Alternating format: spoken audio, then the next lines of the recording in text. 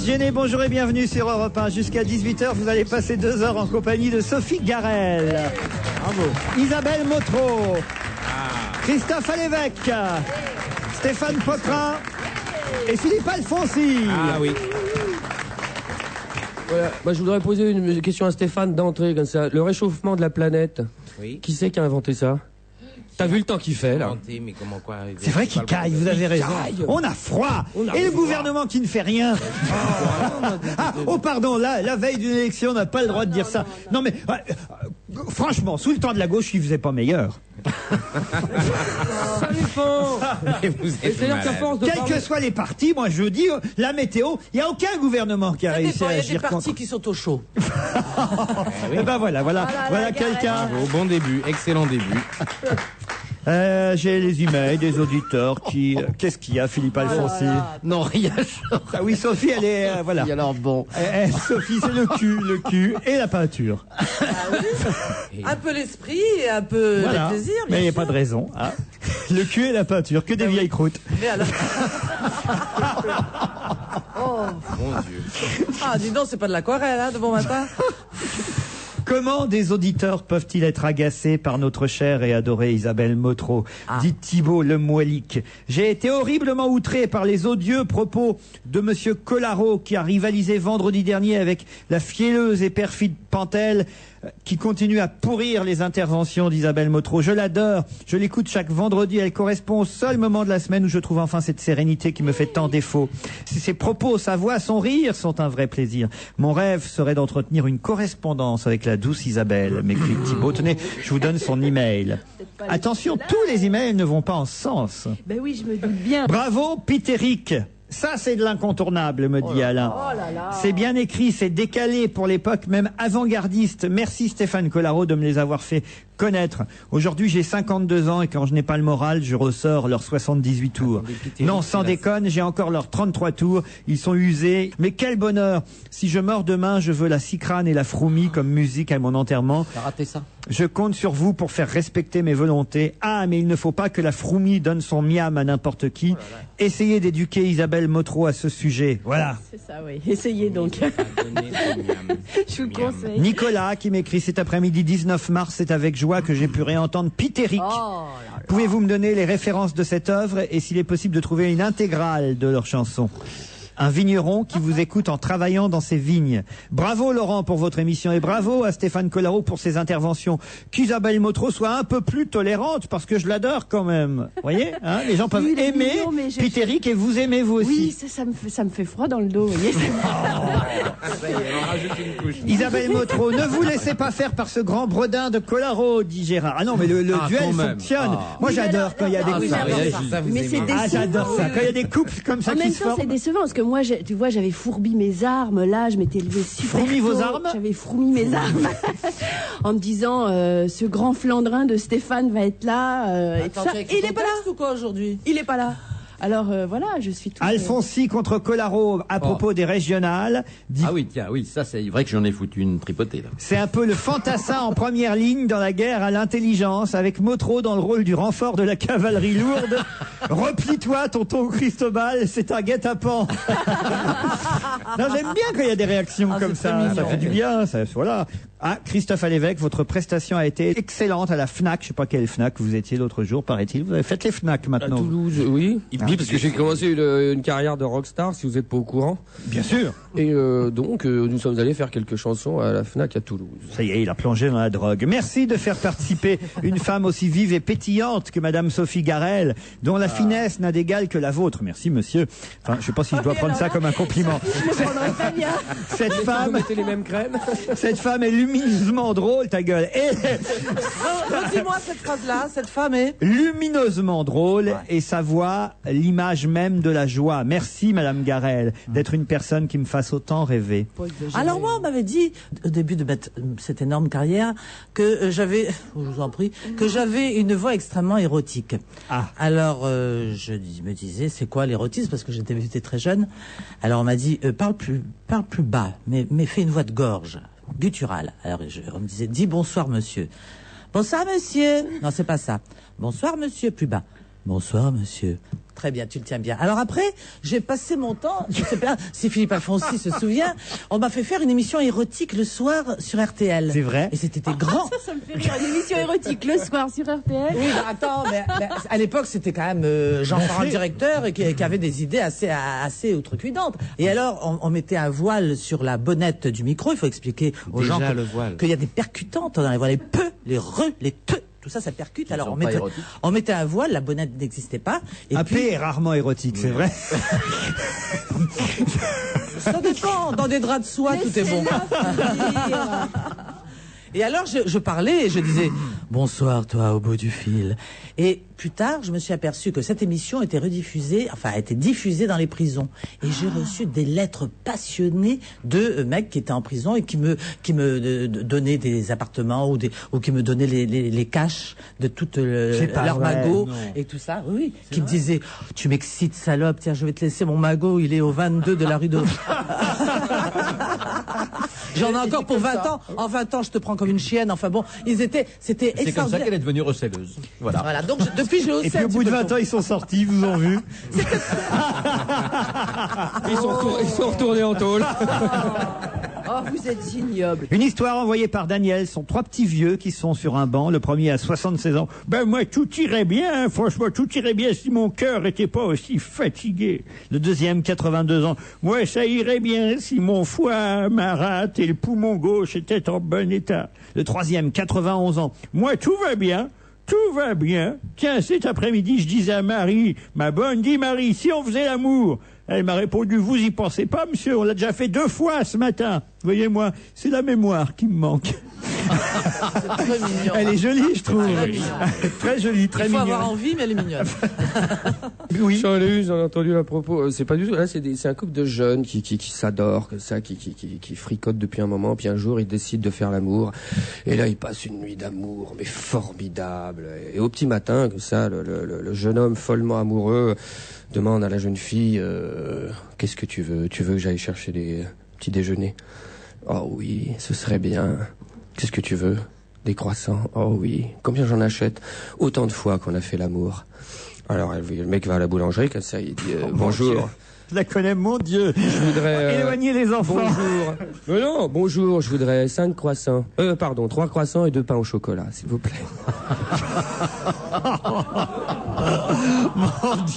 Mon Dieu. Isabelle, je voulais remplacer. Vous la connaissiez pas? Colaro.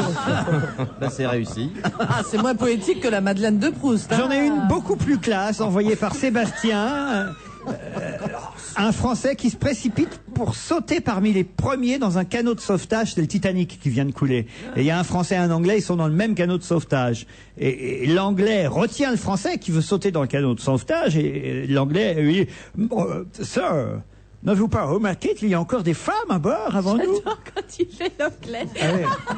Je fais pas mal, non? Sir, did you remark that the femmes are on the board? Et le Français lui répond, et alors, vous croyez qu'on a envie de baiser dans ces moments pareils? Moi, j'aime bien. Hein, C'est plutôt très C'est bien bon. de chez nous. c'est bien de chez nous, c'est bien français, bien anglais. On se retrouve après la pub.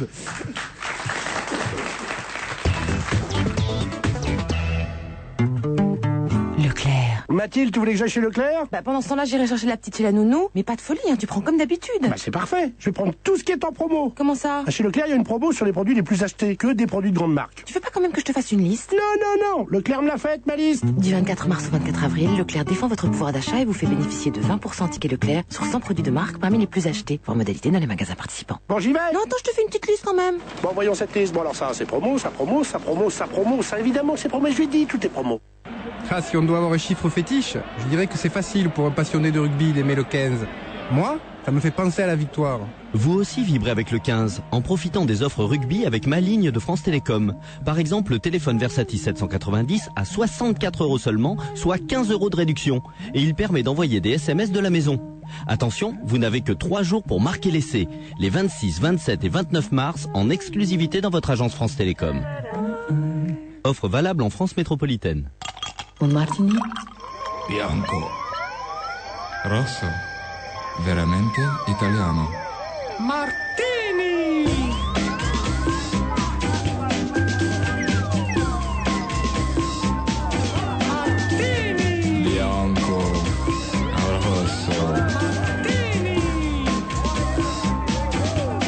Martini, veramente italiano.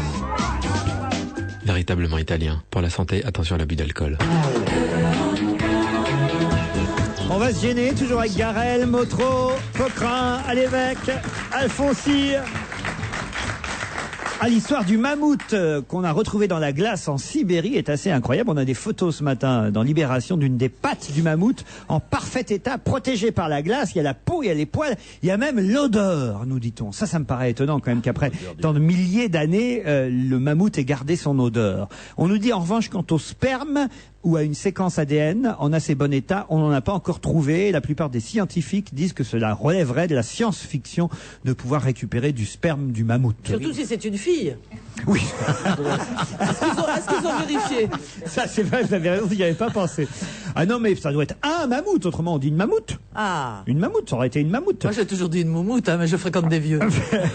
On avait déjà retrouvé un bébé mammouth en 1977 dans la région de Magadan en Sibérie, après Jarkov qui gisait lui dans la presqu'île du Taïmyr, qu'on a retrouvé pendant l'été 97. Et là, c'est donc en Sibérie qu'on a retrouvé ce mammouth qui gisait depuis 20 000 ans au moins, en chair et en os. Un mammouth laineux, une espèce apparue voilà 450 000 ans, disparue il y a 40 000 ans. En novembre 2002, les enfants d'un chasseur de rennes avaient aperçu une défense qui émerge. Vous imaginez un peu les enfants, ils voient une défense émerger du bord d'une rivière. Après, évidemment, on se met à gratter. Et quelqu'un, un Français, Bernard Buig, a acheté ce mammouth pour 25 000 €. Mammouth aujourd'hui entreposé au musée de mammouth, parce qu'il y a un musée de mammouth. Il y a des caddies sur le parking. Et... Il est où ce musée? T'imagines un peu? C'est que des vieux produits. C'est génial. T'as des Miss Rousseau à l'entrée. Il n'y a que des produits congelés. Non, c'est formidable. C'est bon dans le mammouth. Ça n'existe plus, ces magasins mammouth. C'est bien dommage. Moi, j'aimais bien. Il n'y a plus de mammouth. Ah non, il n'y a plus de mammouth. C'est une enseigne qui n'existe plus. Ça a été racheté par je sais plus quoi. Ça doit être champion. C'était eux qui avaient fait cette Auchan, madame dit Auchan. Madame qui s'y connaît dit C'est Auchan. normal pour un mammouth. Mammouth écrase les prix. Ouais, mamie écrase les proutes, voilà. Ouais, oh, c'est drôle ça, oui. Ah bah bravo, Isabelle. Eh bien voilà, elle vient de se réconcilier avec Stéphane Collaro. Stéphane Collaro Merci. n'est pas là cette semaine. C'est ce que j'allais dire. Qu'est-ce que dit Isabelle Motro? Une de ses premières interventions intéressantes dans cette émission. Mamie écrase les proutes. Ah bah bravo. Oh, bravo. C'était pour resituer cette Je comprends pourquoi ils ne vont pas garder à France 2 à la culture. C'est vrai que terrible. Mais comment ça se fait qu'il est resté aussi longtemps même? Piquer des trucs à Pitéric comme ça. C'est vrai. C'est vrai qu'on disait ça. Mamie Mais oui, écrase les proutes. C'était du temps. Une belle époque, c'était une belle époque. On regrette, moi, avec un brin de nostalgie. D'ailleurs, à la télévision, hier, j'en ai parlé, personne n'a relevé, j'ai trouvé ça triste. Je parlais de cette époque où on allait encore chez Mammouth, où on allait au Familistère, vous vous souvenez, hein? C'était beau l'époque du Familistère, où il y avait COP, aussi les COP. Il y a encore des COP. C'est fini, il n'y a plus de COP. Et Égée, j'allais chez Madame Égée, moi, régulièrement. Non? Non, j'ai pas eu Madame Égée. Moi, c'était Madame Gonzalez, mais enfin, on a chacun Ah, vous n'avez pas eu Égée, vous? Ça me dit rien du tout. Si, il y avait les supermarchés Égée. Non? Ah, merci madame. À gauche, une dame au champ, à droite, une dame Égée. J'allais aux caves aussi avec mon filet. Ah bon? Les caves, c'était une épicerie qui était au coin. Ah, je croyais que c'était les backrooms de l'époque. Je vous remercie. Jamais je suis allé dans ça. C'est quoi un backroom d'abord? Alors, un backroom est un lieu de rencontre sexuelle. Mais où non, on tout le monde consomme sait pas sur ce que place, c'est. voilà. C'est un peu le McDonald's du sexe. On vient et on prend sur place ou à emporter. Ah, et ça existe dans quelques grandes villes. Quelques grandes villes. Voilà, c'est assez C'est pas spécial. spécialisé pour les garçons uniquement, garçon. Normalement, mais il y a aussi des backrooms où tu peux venir Il y a avec une garçon fille et si fille tu veux. aussi. On peut amener sa famille à une garderie. Parce Et que... la liste des backrooms de France se trouve sur le site www.alevêque.com. Non, ce qui est étonnant, non, il faut dire la vérité, c'est que dans les plus petites boîtes de province, de région, à la campagne, vous êtes dans une discothèque en tournée, hein, ça m'est arrivé, et vous retrouvez à un moment donné, vous marchez, vous êtes dans la boîte de nuit, vous allez aux toilettes, ah, ça peut vous arriver d'avoir envie d'aller pisser, puis il y a une porte, vous pensez que c'est les toilettes, vous ouvrez, et là d'un seul coup vous vous retrouvez dans le noir, il y a des cris curieux, et c'est comme ça que moi, la première fois, je vous jure que je ne savais pas ce que c'était. Non mais vraiment, je vous jure que c'est vrai. Oui, on te croit. Mais puisque je vous le dis, Attends, je suis quelqu'un de très naïf, Non, moi. mais il a dit la première fois, il a peut-être 12 ans et demi. Je sais pas. Non, en tournée, c'est après, il est pas, retourné c'est pisser pas vieux. vachement souvent. Même quand il avait pas envie. Pas du tout, mais ma surprise, c'est que je pensais que c'était dans des lieux et des quartiers spécialisés, que ça existait que dans les capitales de France. Non, vous pouvez être au fin fond de la Creuse dans une discothèque et vous retrouvez effectivement dans ce genre d'endroit par hasard, mais vraiment par hasard. C'est assez curieux à voir. J'imagine la tête du mec qui arrive par hasard. Quand même, il doit faire une drôle de tête. Je me souviens, j'étais avec mon régisseur que vous connaissez d'ailleurs, Charles, on se retrouve. On en apprend Mais des je crois belles. qu'il me l'a raconté. Et moi, alors, je me retrouve dans le noir, j'entends des cris, et je me suis mis à faire des imitations. J'ai trouvé ça rigolo. C'est-à-dire que j'étais là au milieu de gens qui faisaient des choses, et je fais, mais alors, mais c'est de la merde! Et là, il y a eu un grand silence. Et je suis ressorti, c'était très amusant. Ça, c'est très bon. C'est énorme. Non, mais c'est vrai. Non, parce que s'il y a bien... franchement, je vais vous dire, je n'aime pas trop ce genre d'endroit. Pourquoi? Il n'y a rien de plus triste et plus glauque que ce genre d'endroit. Donc, y mettre un peu d'humour, au moins, ça fait quand même un peu de bien. Non, c'est vrai. Il met un peu de tendresse, un peu d'humour, un sourire, quoi. Vous voyez, c'est quand même pas plus mal, non, dans ce genre de... Non, à l'évêque. Je sais pas, moi je connais pas. Avouez que vous y avez mis les pieds une fois. Non, mais moi, il m'est arrivé une fois quand j'ai démarré, on était en duo comme ça, et un jour, on prenait tous les contrats qu'on avait, vu qu'on en avait pas. Et il y a un mec qui tient une boîte à cul, rue Saint-Denis comme ça, et qui nous dit, il nous payait chacun 1000 balles par soir. Et on jouait comme ça, et devant nous, il y avait des gens qui baisaient. On faisait nos sketchs et il y avait des gens qui baisaient. Non. Et alors le premier soir, c'est là que tu regardes, tu te dis mais ils ont pas l'air intéressés par nos textes. Tu vois, et en fait si, et nous on s'arrêtait, à un moment donné on s'est arrêté quand même pour les regarder, ça les intéresse pas du tout. Ils et ont tout dit le monde s'est retourné. Mais continuez. Et voilà, et on a joué là pendant quelques mois, mais on n'avait pas le droit de toucher. Mais tu peux jouer dans ces conditions-là? Je veux dire, c'est pas un peu... Fallait bien gagner. Distrayant. C'était assez. C'est pareil. La première fois, c'est distrayant. La deuxième fois, c'est un peu amusant. Puis après, la troisième fois, c'est vrai que c'est glauque. Un peu de poésie, un peu de chansons fleurs bleues. Ça nous fera du bien. Jodassin avec les Champs-Élysées. Je vous expliquerai pourquoi tout de suite. Et si vous posiez vos questions à Monsieur Paul, conseiller financier à la Poste? Bonjour, je m'appelle Inès, j'ai 28 ans et j'ai un peu de mal avec les cartes bancaires. Il y en a tellement, je sais pas trop laquelle choisir. C'est vrai qu'à la Poste, on ne manque pas de choix, mais c'est simple. Chaque carte a ses propres atouts. Vous la choisissez à débit média ou différé ou avec des services qui facilitent vos voyages. Il y a aussi Adesio, une carte Eurocard Mastercard qui récompense votre fidélité et vous fait bénéficier de nombreuses réductions, même sur sa propre cotisation. Est-ce clair, Inès? C'est limpide, Monsieur Paul. Vous faire des économies? Carrefour s'y emploie tous les jours. Et plus que jamais durant les 10 jours positifs. Moi, tu me connais, quand je cuisine de la viande, je ne chipote pas sur la qualité. Et bien justement, jusqu'à demain, pour 45 € d'achat au rayon boucherie de ton magasin Carrefour, tu reçois un bon d'achat de 15 €. Un bon d'achat de 15 € même sur les viandes filières qualité Carrefour? Bien sûr, et l'offre est cumulable par tranche de 45 €. Les 10 jours positifs Carrefour. Pour me permettre de faire encore plus d'économies. C'est ça le mieux consommé. Carrefour, je positive. Voir conditions en magasin. Si je vous dis que dans votre voiture, vous êtes peut-être en train de respirer un air 8 fois plus pollué qu'à l'extérieur. Eh oui, c'est ce qui arrive avec une climatisation mal entretenue et un filtre usagé. Si je vous dis que moi, je peux faire un vrai diagnostic du circuit de climatisation avec un tout nouvel outil, alors, vous ne voyez pas qui je suis? Et si je vous dis qui mieux que moi peut entretenir votre Renault? Alors là, c'est facile. Chez Renault, pour l'entretien de votre climatisation, la recharge est à partir de 99 €. Voir conditions de l'offre dans le réseau Renault participant. Qui mieux que Renault peut entretenir votre Renault? Il a rempli de trésors les plus grands musées. Mais qui se souvient de lui? Le voleur d'éternité, c'est le nouveau livre d'Alexandra Lapierre. Il fut le premier, au temps de Shakespeare, à courir le monde pour s'emparer des chefs-d'œuvre de l'humanité. Des palais vénitiens au temple lumineux de la Grèce, découvrait un destin extraordinaire, en suivant les traces de William Petty, aventurier, esthète et brigand. Après Fanny Stevenson et Artemisia, Le voleur d'éternité d'Alexandra Lapierre, un livre aux éditions Robert Laffont. On va se gêner jusqu'à 18h avec Philippe Alfonsi, Isabelle Motro, Sophie Garrel, Christophe Alévèque, Stéphane Poquelin. Ce matin, avec Julie, j'ai parlé de la colère des pompiers, de ces manifestations incroyables qui ont eu lieu à Paris hier. D'abord, il y a eu les profs de gym. Je disais, c'est vrai que CRS, c'est pas un boulot facile en ce moment, parce que quand vous avez les retraités, bon, vous pouvez les mater assez facilement, mais les profs de gym et les pompiers, ils sont costauds quand même. Non, mais vous avez vu, hein, quand les manifestants et les flics ont tous les deux des casques, il y a plus de blessés chez les flics que chez les manifestants. Oui, vous avez vu. Ah ouais, ça a marché très fort. C'est assez étonnant, ça. Alors. Les casques de pompiers sont meilleurs. J'ai vu les images, c'est assez incroyable à voir des pompiers qui se battent avec des CRS, non? C'était surréaliste comme image, non? Mais c'est surtout très choquant parce qu'au fond, on se dit que même si j'ai pas une tendresse particulière pour les CRS. Pour les pompiers. Ah, je crois que pour les du mal pompiers, des oui. pompiers. Oh. Non, mais pour les CRS, pas vraiment, je dois dire. Mais en même temps, quelque part, ce sont quand même des gens qui sont tous à notre service à nous, qui sont là pour nous protéger, nous aider, faire avancer la société dans un bon sens, etc. Non mais tu vois, et là d'un coup ils se foutent sur la gueule, excusez-moi de l'expression, mais c'est quand même ça l'impression qu'on a quand on voit les images. C'est vrai que ça fait désordre. C'est choquant parce qu'on se dit, mais alors attends, et nous là-dedans. Et Madame de Fontenay au milieu de tout ça. Oui, avec ça, son casque. c'était quand même formidable. Voilà, je vois que vous n'écoutez pas ma chronique de 8h40. Vous êtes viré, Stéphane Poquelin. Dommage. Madame de Fontenay, on l'a vu d'ailleurs aux infos hier soir, au journal de 20h, était parmi la manifestation des pompiers. Elle soutenait les pompiers. Alors ça, j'ai pas encore compris exactement pourquoi elle était là. Elle avait envie d'une soirée avec un pompier, grande cochonne. Elle avait le feu. C'est énorme parce qu'en plus, si j'ai bien compris le fond de l'affaire, ils demandent que leur métier soit classé dans les métiers à risque. Et moi, je dois avouer ma grande inculture, car je croyais que c'était déjà le cas.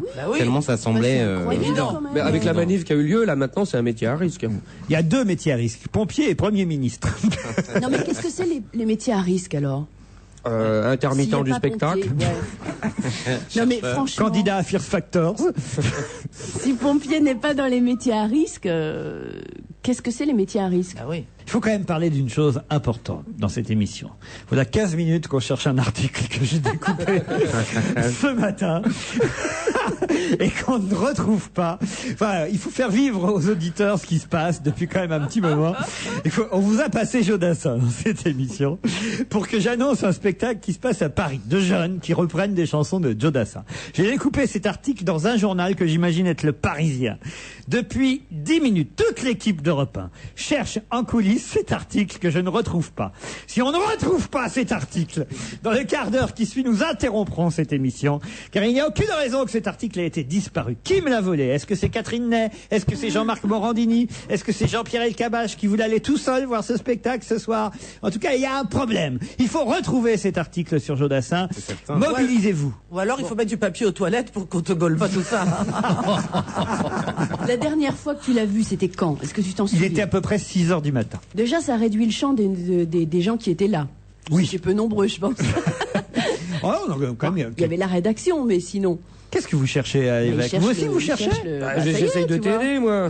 Indice en série, lame de rasoir, clé de menottes interceptée à temps. Bizarre. Dutroux veut-il se faire la belle? Quoi, Non, j'ai pas trouvé. À Bruxelles, on s'interroge. Qui veut aider Dutroux à s'évader? Ces différents indices, cette lame de rasoir, ces clés de menottes trouvées dans des endroits assez curieux, il faut bien le dire. Est-ce que c'est quelqu'un qui veut aider Dutroux à se sauver? On dit que non, finalement, au sein de la police belge. On dit, mais non, ça prouve au contraire qu'on fait tout pour qu'il ne se sauve pas, parce qu'on fouille partout et on trouve des lames de rasoir, des menottes. Les mecs, vaudrait mieux qu'ils fassent ça, enfin, je sais pas, tous les jours, par exemple. Ça me semble, enfin, je pensais qu'ils fouillaient partout dans les prisons, Mais la lame de rasoir, c'était pour l'aider à se suicider. Peut-être. Oui, ça peut être une arme aussi pour. Et les menottes pour pas bouger pendant qu'il se suicide. C'est la clé des menottes. La clé des menottes. D'ailleurs, Charlie Hebdo fait une brève terrible, affreuse. J'ose à peine vous la lire, mais je vais le faire quand même. Dans Charlie Hebdo, c'est écrit: la clé des menottes de Dutroux était dans une boîte à sel sur la table. Les capotes étaient dans la mode de bord et la petite fille dans le pot à moutarde. C'est vraiment une horreur. C'est le nouveau Cluedo belge façon Charlie Hebdo. Mais souvenez-vous, il s'était déjà échappé une fois. Exact. Dutroux. Il s'était échappé d'une façon extrêmement bizarre. C'est-à-dire qu'en gros, on l'avait laissé s'échapper. Et souvenez-vous, c'était un garde forestier qui l'avait retrouvé. Et logiquement, ce qui avait été dit à l'époque, c'est qu'il devait pas être retrouvé, mais qu'il devait être retrouvé mort. Ah, vous croyez vraiment au complot, vous? Ça, plus maintenant, plus la durée, parce que ça fait quand même, c'est arrivé, ça fait 9 ans que c'est arrivé, 8 ou 9 ans. La durée de l'instruction, les trous dans l'instruction. Ouais. Puisqu'on est dans les choses morbides, il y a eu aussi quelque chose d'étonnant à la une du Figaro hier. Je sais pas si vous avez vu ça, mais une troupe de théâtre londonienne qui organise un casting pour recruter une personne agonisante. Alors, pourquoi ils veulent recruter une personne agonisante plutôt que de prendre un comédien qui pourrait jouer une personne agonisante? Surtout que des comédiens agonisants sur scène, j'en connais. C'est vrai. C'est parce que là, ils font le casting d'une personne agonisante, mais ils veulent en fait que cette personne qui sera recrutée soit morte au moment où la pièce démarrera. C'est-à-dire que dans cette pièce que veut jouer cette troupe, on peut le dire d'avant-garde, il y a un rôle de quelqu'un de mort qui est en train de se décomposer sur scène. Et ils veulent que ce soit vraiment une personne morte en train de se décomposer sur scène. Donc évidemment, ils peuvent pas envoyer un casting de personnes mortes. Donc ils font un casting de personnes qui sont près de la mort, dont ils sont à peu près sûrs. C'est-à-dire que le comédien engagé ou la personne engagée devra signer sur l'honneur qu'elle sera bien morte au moment où la pièce démarrera. Je sais pas si vous voyez un peu le truc terrible, quoi. Mais c'est pas possible en plus, on peut pas y mettre... Enfin... Ah bah si, il y a des tas de gens qui se sont présentés pour cette pièce qui s'intitule... Comment ils sont présentés s'ils sont agonisants? Bah, ils sont présentés agonisants. C'est les enfants qui ont poussé. Je vais bientôt mourir. Et la pièce s'appelle Mort. L'un des directeurs artistiques s'appelle Joe Douglas. Il a expliqué à l'Observer, un journal britannique, que bien entendu, ça avait un but noble, cette affaire-là, ce casting. Il s'agissait de briser les tabous entourant la mort. Il s'agissait d'abattre les totems réactionnaires et de violer les tabous conservateurs. Les amis de l'art et du progrès réunis ne peuvent que s'incliner devant ce choix. Mettre une personne morte sur scène en état de décomposition, voilà pourquoi ils font un casting de quelqu'un qui vit encore mais qui est près de la mort. C'est absolument débile parce que dans la prochaine pièce où il faudra un criminel endurci qui a tué des tas de petites filles, on va en embaucher un vrai alors. Non mais c'est ridicule. Vous faites quoi voilà, du trou de l'avenir. Voilà. Je signale que c'est non, pas nouveau. C'est affreux quoi, c'est n'importe quoi. Je signale que c'est pas nouveau. Le grand peintre, le Caravage, quand il a voulu peindre la mort de la Vierge, il a pris une morte, une vraie morte. Ah oui, parce qu'une vierge, il l'avait pas trouvé. Non, une vraie morte. Donc, il était déjà spécialiste il prenait des prostituées pour peindre des portraits de vierges et de Marie-Madeleine. Comment vous dites le nom du peintre? Le Caravage. Le Caravage, oui, je le connais. Il formait un duo très bien avec le Titien. Le Titien à bois et le Caravage passe. Non, je me retire.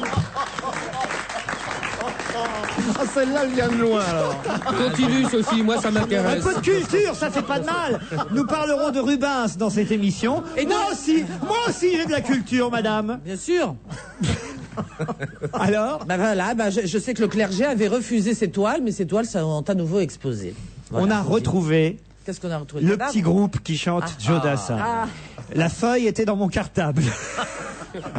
Donc personne. Ça fait une demi-heure qu'il accuse tout le monde. Non, mais ça, c'est quand même, c'est un truc. Vous avez un cartable. Oui, j'ai un cartable. Donc vous arrivez le matin avec votre cartable. Bah oui, vous m'avez jamais vu avec mon cartable? À la télé aussi, j'arrive avec mon cartable. Ah non, mais un cartable, un sac que vous portez, une sacoche. Non, un cartable. Mallette. C'est un cartable. Vous avez un tâton Tans. Vous arrivez avec un Tans sur le dos et. Non, un cartable à la main. Un cartable. Oui, d'accord. Une serviette, si vous préférez, une serviette. Voilà, une serviette. J'aime pas dire serviette, ça fait hygiénique, mais un cartable. Ah non, voilà. j'imaginais la scène. Studieux. Pour les fans de Joe Dassin, parce que c'est en fait tout ça pour en arriver là.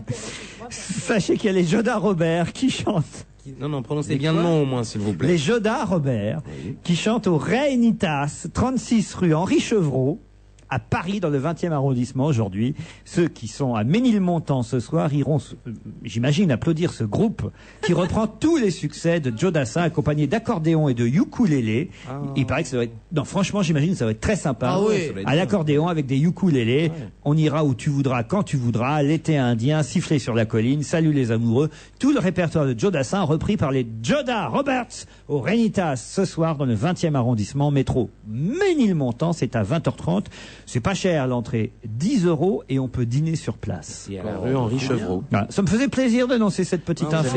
Très bien. Voilà. C'est Hein une bonne idée. On pourrait y aller chanter tous du Joe Dassin. Qu'est-ce que vous aimez, vous, de Joe? Il y a les filles dont on rêve et celles avec qui l'on dort. Il y a les filles qu'on regrette et celles qui laissent des remords. Il y a les filles que l'on aime et celles qu'on aurait dû aimer. Puis un jour il y a la femme qu'on attendait. Ah, très bien. Ah oui. Vous chanteriez quoi de Joe Dassin? Stéphane? Je connais pas bien son répertoire. Ce serait on ira où tu voudras quand tu voudras et l'on s'aimera encore lorsque l'amour sera mort. C'est pas mal, hein? Ah oui. Sophie, vous? Je connais bien le répertoire de Jodassin, mais j'imprime pas. Celle que j'aime beaucoup, c'était Et si ce n'était pas toi. La la la la la la la. Ça, c'est absolument charmant. Tagada, tagada, voilà les Dalton. Tagada, tagada, voilà les Dalton. Voilà les Dalton. Tagada, dada. Et la fille a dit, mais ma parole, ils sont plusieurs. Philippe, vous, Jodassin? Ah non, d'abord, vraiment, alors là, je pensais que j'allais y arriver. Pas ça. Ah non, ça, certainement pas. Et puis, non. Et vous, Isabelle Motro? Moi, j'aimais bien de Jodassin une chanson, mais qui est pas de lui, qui était une chanson très triste, où il était question d'une fille qui était tombée d'un pont. Marie-Jeanne. Voilà. La Marie-Jeanne. Moi, j'aimais beaucoup cette chanson-là, mais en fait, c'est une chanson anglaise. tombée dans la Garonne. On va la retrouver, la Marie-Jeanne, on va vous la passer. Très jolie chanson. Il y a une deuxième chose à quoi je pense toujours quand je pense à Jodassin, c'est la bande-annonce du film On connaît la chanson, où je sais pas si vous vous souvenez, toute la troupe du film, voilà, parle, en fait, raconte. Elle m'a dit d'aller, surtout Bakri, elle m'a dit d'aller là-haut siffler sur la colline. Ils le disent, ils le chantent pas, et c'est très très drôle. Bakri qui dit bon, je suis allé, j'ai pris les fleurs, j'ai sifflé tant que j'ai pu, zaï, elle est pas venue. Et le duo qu'ils faisaient quand ils avaient fait un duo avec Jodassin avec Dalida, c'était formidable. C'était quoi ça? Ils ont jamais réussi à croiser leurs regards. Les yeux dans les yeux. Je crois qu'on va se retrouver, mais après la pub. À tout de suite. Les 20 jours Solissimo, c'est jusqu'au 28 mars chez Saint-Maclou. 20 jours de prix imbattables sur tous les revêtements de sol.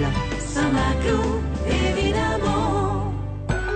Sur Canal+, dimanche en clair à partir de 18h, sa Cartoon fête ses 18 ans. 2h30 d'émission spéciale avec prix Nobel de Cartoon. Invité, tout et tout. T'as pensé avec Philippe et Ludivine? Ouais, j'ai un baril de...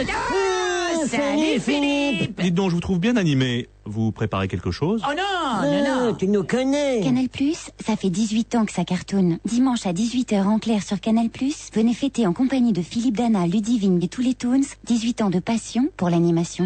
Canal+, et tellement plus encore. Ces romans se sont déjà vendus à 4 millions d'exemplaires dans le monde. La prochaine fois, c'est le nouveau roman de Marc Lévy. Parti à la recherche d'un tableau mystérieux, Jonathan croise la route de Clara. Tous deux se sont déjà rencontrés à Londres, il y a plus d'un siècle. Aujourd'hui, se reconnaîtront-ils? De Saint-Pétersbourg à Boston, de Florence à Paris, découvrez une histoire où amour et énigmes défient le temps. La prochaine fois de Marc Lévy, 300 pages pour croire à l'incroyable, aux éditions Robert Laffont.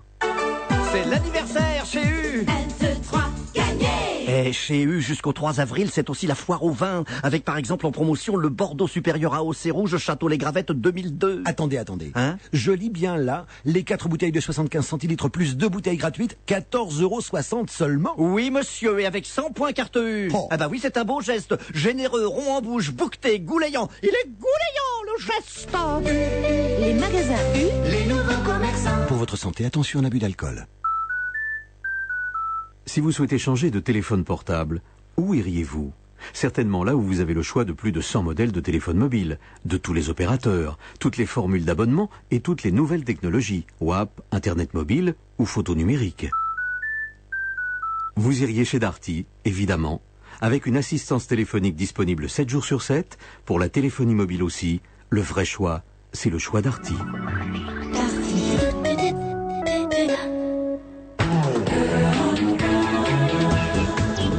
On va se gêner jusqu'à 18h, toujours avec Alfonsi, à l'évêque, Coquelin, Sophie Garel, Isabelle Motro. Alors, ce groupe AZF qui a envoyé une dernière lettre là en disant vraiment c'est fini, hein, on arrête tout. Notre objectif était de porter un coup décisif à l'esprit dévoyé qui préside aujourd'hui. Mais lorsque nous le demanderons, vous paierez sans façon et nous n'en parlerons plus. Sinon, la France surpassera sans gloire les tristes records espagnols. Signé le porte-parole d'AZF. C'est une lettre curieuse, hein, que cette lettre d'un groupe dont on ignore encore de qui il s'agit exactement. Vous avez des idées, vous? Est-ce que ça avance dans votre petite tête, Philippe Alfonsi? Non, ça avance pas du tout. Moi, j'étais un peu comme Christophe. Moi, j'avais trouvé ça très drôle au départ. Et puis, il y a quand même une histoire de Madrid depuis, donc la drôlerie est totalement tombée. Ça aurait été très bien, en effet, de retirer, d'arrêter cette espèce de chantage qui était un chantage un peu provocateur. Mais cette référence qu'ils viennent de faire justement au carnage de Madrid, et je trouve ça scandaleux, et ça n'est plus drôle du tout. François est allé chercher un psychiatre qui s'appelle Jean-Claude Bossard, qui a analysé les lettres du groupe AZF, et ce psychiatre dit justement que cette fameuse phrase « Sinon la France surpassera sans gloire les tristes records espagnols », selon lui, est une phrase de plaisantin. Voilà ce qu'il dit. Il dit parce que si c'était des terroristes, il ne dirait pas « les tristes records espagnols », parce que pour des terroristes, aucun attentat n'est triste. Voilà, un terror. Ça se tient, ce qu'il dit ce psychiatre. Alors, est-ce qu'on sait ce que ça veut dire AZF? Non, vous avez une idée, vous? Non, pas du tout. Alors, on pourrait plaisanter là-dessus, mais bon, AZF. Tout le monde a pensé à la référence toulousaine. Bon, c'est tout. Tout le monde pense à ça depuis le départ. C'est là où on pense vraiment que que ce sont des gens ou un groupe ou un individu ou un couple, je ne sais qui a voulu faire quelque chose de très provocateur, de très agressif. On disait la dernière fois, c'est dans la lignée d'un fantomas. Enfin, c'est un côté à la fois gag et très provocateur. Bon, donc, mais bon, c'est vrai que maintenant la provocation a fait la tournée court. Elle s'est écrabouillée dans l'horreur madrilène, et maintenant il vaut mieux ne plus en parler. On tourne la page. Alors je tourne la page et je vous annonce que le volume sonore des publicités télévisées est trop élevé. C'est le CSA qui nous le dit. Dans plus de la moitié des cas, TF1, France 2, France 3 et M6 infligent des pages de pub plus bruyantes que le programme qui les précède. Cette constatation a été effectuée au cours d'une semaine test de 19h à 23h. Voilà pourquoi souvent on se lève, plus maintenant parce qu'on a une télécommande, mais pour baisser le son au moment de la pub. C'est un fait constaté, avéré. Oui. Le son de la pub est plus fort que quand nous on parle. C'est quand même dégueulasse. Non mais tu sais, Laurent, parce que nous, tout ce qu'on fait en télévision passe au compresseur. Oui. Il y a un compresseur qui égalise les sons, qui tasse tout. Bon, et je ne sais pas comment la pub y arrive, ou alors est-ce que le compresseur est enlevé à ce moment-là. Je ne sais pas comment ils arrivent à faire ça, mais en effet, ils échappent à ce côté, cet écrasement général des sons à la télévision. Alors plus, ça, il faudrait faire une enquête. Qui débranche le compresseur au moment où les pubs passent? Je pense qu'en plus, c'est pas très malin, parce que du coup, le réflexe qu'on a, en tout cas que j'ai moi, c'est je baisse quasiment totalement le son pendant la pub. Mais oui, c'est idiot, parce que automatiquement, tu fais ça. À la limite, ils devraient baisser eux le son pour qu'on dise tiens, qu'est-ce qui se dit, et hop. Eh oui, mais oui, bien sûr. D'ailleurs, la plupart des comédiens, des excellents comédiens font ça au théâtre, sur scène. Plus on parle bas, moins on parle fort, plus le public est attentif, évidemment. Donc Fabrice Lucchini utilise ça. Je sais pas si vous avez vu Lucchini dans Knock, mais il est formidable dans Knock, parce que par moment, évidemment, il crie, il hurle. Et d'un coup, tout le monde, tout le public est attentif. Qu'est-ce qu'il dit, Et c'est ça, évidemment, qui fait qu'on est tous très attentifs au jeu du comédien. C'est un malin, Lucchini, quel cabot. Allez, on se retrouve après une page de pub. À tout de suite.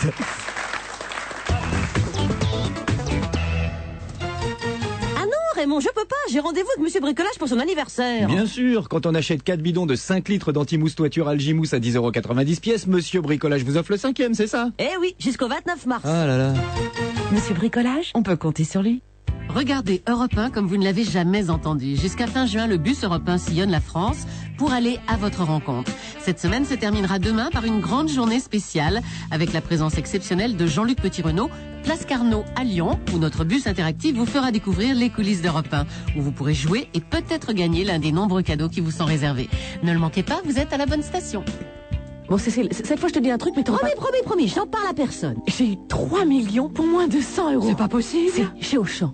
J'ai trouvé un appareil photo numérique Polaroid 3 millions de pixels pour 99 €. Mais il faut pas en parler, hein. Oui, promis. 3 secondes plus tard. Allô, Sophie? Eh oui, jusqu'au 30 mars, des prix incroyables chez Auchan. Difficile de n'en parler à personne. 99 € l'appareil photo numérique 3 millions de pixels. La vie, la vraie. Auchan. Ah, si on doit avoir un chiffre fétiche, je dirais que c'est facile pour un passionné de rugby d'aimer le 15. Moi, ça me fait penser à la victoire. Vous aussi vibrez avec le 15 en profitant des offres rugby de Orange. Comme par exemple le mobile Nokia 3200 avec appareil photo intégré pour 15 € seulement au lieu de 79 €. Attention, vous n'avez que 3 jours pour marquer l'essai, les 26, 27 et 29 mars en exclusivité dans votre agence France Télécom. Offre soumise à condition, disponible en agence France Télécom.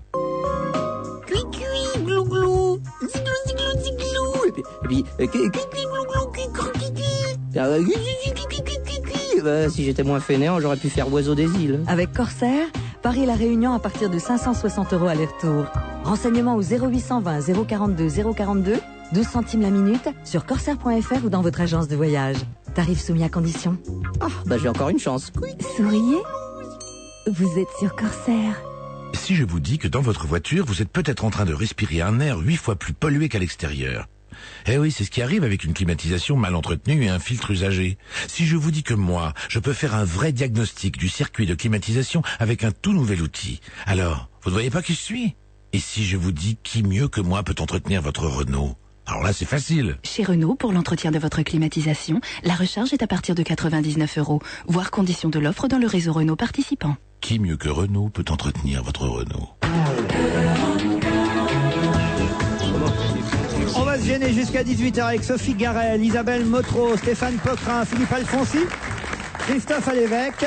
Ah, je les nouveaux noms du Grévin. C'est que cette semaine, Christine O'Krent et Pierre Bénichou, dans cette émission, nous ont annoncé qu'ils s'étaient réunis puisqu'ils font partie de l'Académie Grévin, ceux qui décident qui rentre au musée. Mais oui, oui.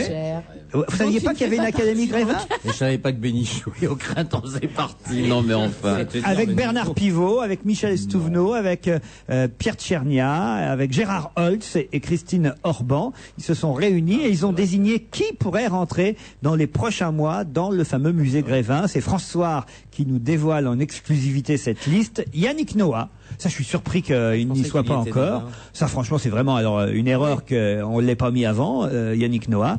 Il y a lui et Marie-Myriam que je trouve qu'on devrait mettre. Qui c'est Marie-Myriam? Ah, Marie-Myriam, pourquoi? Bah, c'est les deux derniers qui ont gagné pour la France. L'un à Roland-Garros, l'autre à l'Eurovision.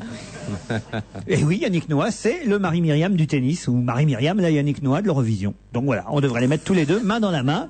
Karl Lagerfeld, c'est pas mal, parce que c'est vrai que physiquement, Karl Lagerfeld, il y a de quoi faire une belle statue au Grévin. Surtout maintenant qu'il a massi. Non, oui, ça coûtera moins cher Madame de aussi, Fontenay. En lampadaire avec son chapeau. Je pense même qu'on pourrait mettre la vraie. Elle est prête. Et c'était à la fin du repas, là, quand ils étaient sous, tous Nicole Kidman. Pas bête, Nicole Kidman. Enfin, ça fait pas partie de notre patrimoine. Nicole Kidman? Ah bah non. C'est vrai. Attends, c'est quoi la définition? C'est-à-dire que qui est censé entrer au Grévin? Ça dépend à quel moment du repas. Ah oui, c'est ça. Parce que Madame de Fontenay au musée Grévin. Parce que je n'ai jamais vu Christine O'Krent et Pierre Bénichou, que je connais quand même assez bien maintenant, arriver dans cet état-là à l'émission. Et ils venaient du déjeuner. Donc autant vous dire que les réunions pour l'Académie Grévin, vous allez pouvoir y trouver, je sais pas moi, dans 15 jours, si vraiment les repas continuent à être arrosés comme ça, ils vont y foutre, je sais pas, n'importe qui, Jean-Pascal ou Christophe Alévêque. Alors, Bernadette Chirac, ça c'est pas bête. Oui. Ah si, quand même, Mme Chirac. Ouais, si elle pouvait y rester d'ailleurs. Et Nicolas Sarkozy, qui n'y est pas encore. Quoi? Déjà qu'il est partout, il est au musée Grévin maintenant. Au moins là-bas, il bouge pas. Là, tu te dis, tiens, je vais visiter le musée Grévin, je vais être tranquille au moins, et pan, Sarkozy. Est-ce qu'il y a Jodassin, tiens, au musée Grévin? Peut-être plus rien. Voilà une question. Lui, il pourrait y être. Puisque vous m'avez demandé la Marie-Jeanne, Isabelle Motro. Voilà, Il est bon avec nous. Eh bien, je vais vous rediffuser Pitéric. Non. La Marie-Jeanne, la Marie-Jeanne, et je vous signale que le groupe les Jodas Robert chanteront ces chansons de Jodassin ce soir au Rénitas dans le 20e arrondissement de Paris. Métro Ménilmontant, exactement 36 rue Henri Chevreau. Allez-y, nombreux à 20h30. Ils vont se demander pourquoi je leur fais de la pub. Je les connais pas, ça va être bourré à craquer. Ça va être génial, mais c'est très bien, voilà. Bravo. Tous propriétaires, c'est l'objectif du gouvernement et surtout du salon de l'immobilier qui se tient porte Maillot. Et là, il y a un chiffre qui m'a impressionné. J'ignorais que 56% des ménages français possédaient leur logement, étaient propriétaires. Je pensais que c'était beaucoup moins que ça. Ça vous paraît pas beaucoup? Non, moi ça me paraît normal. Ça me paraît même pas assez. Enfin, je sais pas. Non, mais c'est pas le fait. Dans l'idéal, c'est pas assez, bien sûr. Dans l'idéal, bien sûr, on voudrait tous que ce soit 100% des Français, mais je pensais qu'il y avait moins de Français qui étaient propriétaires que ça, quoi. 56% des familles, ça me paraît énorme. C'est parce que dans notre tête, en fait, le fait d'être propriétaire de sa maison sous-entend un certain niveau de vie. Et en fait, les gens doivent être surtout endettés. Oui, pour la plupart. Voilà. Puis il y a eu cette grande époque aussi où il y a des tas de publicités. Je trouve qu'il y en a beaucoup moins. Mais pour les maisons Phoenix, les maisons, vous voyez ce que je veux dire, Étienne Renard, on entend moins tout ça. À une époque, c'est vrai que tout le monde avait envie d'avoir sa maison Phoenix ou sa maison, non? Enfin, je dis tout le monde. Pas vous, Alphonse, je sais bien, mais c'est un petit peu enquiquinant parce que s'il y a 56% des Français qui sont, combien de ces 56% sont propriétaires de maisons de ce genre-là? Mais il y avait une histoire épouvantable d'un type qui habitait pas loin de chez moi. Un soir, il est rentré bourré chez lui et il a tapé le garage et toute la maison s'est écroulée. Bon, il faut faire attention aux maisons Phoenix. Enfin, ce genre-là, j'ai rien contre c'est ça, Phoenix. c'est la blague de Coluche. Oui, tu payes pendant 20 ans et puis t'as les ruines à la fin. Ouais. Mais là, c'est une histoire vraie, hein, réellement. Mais c'est bien sûr pas une maison Phoenix dont vous parliez. Je le dis pour la les maisons Phoenix sont parfaites en cas d'incendie. Maison Phoenix, la maison qui renaît de ses cendres. J'allais le dire. Vous m'avez grillé, mon cher copain. Choisissez la serpillière, Sophie Garel. Voilà un sujet important. La lingette nettoyante imbibée de produits est à la mode. On vous la vend pour tout, les fesses de bébé, le visage de maman, la voiture de papa, les meubles, le carrelage, les lunettes, les toilettes. Aussi bien les lunettes de vue que celles des chiottes en fait. Hein. Elles coûtent plus cher que les produits traditionnels de nettoyage, les lingettes, et elles représentent 20 kilos supplémentaires de déchets par ménage et par an. La lingette usagée, contrairement au bidon de détergent vide recyclable, part directement à l'incinérateur sans passer par la case collecte sélective. Les lingettes sont un vrai problème pour la pollution de notre pays. Madame, passez la serpillière plutôt que la lingette. Excusez-moi, madame, monsieur. Pardon, madame ou je monsieur. lis l'article, moi. Hein. Ils ont tort. Mais je vous l'ai déjà dit, moi j'utilise des lingettes pour me démaquiller. Et il y a de quoi faire. Hein. Eh bien, c'est vrai qu'à la serpillière, ça doit être plus difficile. Mais non, il me. C'est quoi sur ton. Non mais je le revendique. Je suis extrêmement maquillée. Pour vous épargner. Mais bon, pour pas faire peur aux enfants. Mais je me démaquille et avec ensuite... une serpillière. Non, avec une lingette. Mais je suis consciente des dangers de la lingette sur le plan de la pollution. Donc ma lingette, quand je me suis démaquillée, il y a l'autre côté qui est encore clair. Je nettoie mes toilettes. Et après, je nettoie par terre dans les coins. Ce qui est sympa, parce que si vous vous trompez de côté quand vous nettoyez vos toilettes, il y a plein de fond de teint sur la lunette. C'est pratique quand on s'assoit, on n'a que maquillé quand on repart. Allez, on se retrouve après le journal de 17h. Partez pour Bali avec Singapore Airlines. Comme chaque jour à 18h30, ne manquez pas le rendez-vous que vous fixe Singapore Airlines afin de gagner un sublime séjour à Bali pour 2 personnes avec Nouvelles Frontières. Ah oui, Raymond, j'ai rendez-vous avec Monsieur Bricolage pour son anniversaire. Mais oui, pour trouver en exclusivité chez Monsieur Bricolage, pour 29,90 € un bidon de l'Azur Aquarétane 5 litres, plus 20% gratuit pour 4,98 € le litre. Jusqu'au 29 mars, vous êtes jaloux, hein? Monsieur Bricolage, on peut compter sur lui. Top, c'est parti. Jusqu'au 15 avril chez CTLM, quel est le taux effectif global annuel fixe pour un prêt personnel? 3,9% pour tous vos projets, à partir de 8 000 € remboursables sur 24 mois maximum. Par exemple, pour 8 000 € empruntés sur 24 mois, vous remboursez 24 mensualités de 346,79 €, hors assurance facultative, pour un coût total de 322,96 €, sous réserve d'acceptation par CTLM. 3,9%, exact. Appelez CTLM au 0800 01 2345. 0800 01 2345. Appel gratuit depuis un poste fixe. Leclerc. Philippe, tu veux pas que je t'accompagne chez Leclerc? Avec 20% ticket Leclerc sur 100 produits de marque parmi les plus achetés, te connaissant, je suis un peu inquiète. Mais tu peux être inquiète parce que là, je vais économiser. Je vais peut-être venir. T'as peur, j'économise beaucoup. Ben, je t'avoue que... Je vais en prendre autant et faire des économies. Mais comment c'est possible? Ben, c'est comme ça chez Leclerc. Du 24 mars au 24 avril, Leclerc défend votre pouvoir d'achat et vous fait bénéficier de 20% ticket Leclerc sur 100 produits de marque parmi les plus achetés. Voir modalité dans les magasins participants. Aujourd'hui, c'est moi qui y vais. Le prochain coup, comme t'as du temps, ce sera toi. Pourquoi ça dure longtemps? Ça dure un mois. Ben, on verra, hein, mais moi je suis débordée, hein. Oui, bien sûr. Déjà 3 millions de lecteurs, traduits dans 30 pays. Le sang du renard, c'est le nouveau best-seller de Minette Walters. Par une glaciale nuit d'hiver, une femme est retrouvée morte sur sa terrasse, à moitié nue. Mort naturelle ou assassinat? Un mari accusé qui refuse de se défendre. Un petit village du Dorset, dévoré par la haine et les secrets de famille. Un mystérieux manipulateur. Le sang du renard de Minette Walters, derrière l'intrigue subtile, un suspense implacable. Aux éditions Robert Laffont. Dimanche sur France 2 et Europe 1, grande soirée spéciale second tour des élections régionales et cantonales.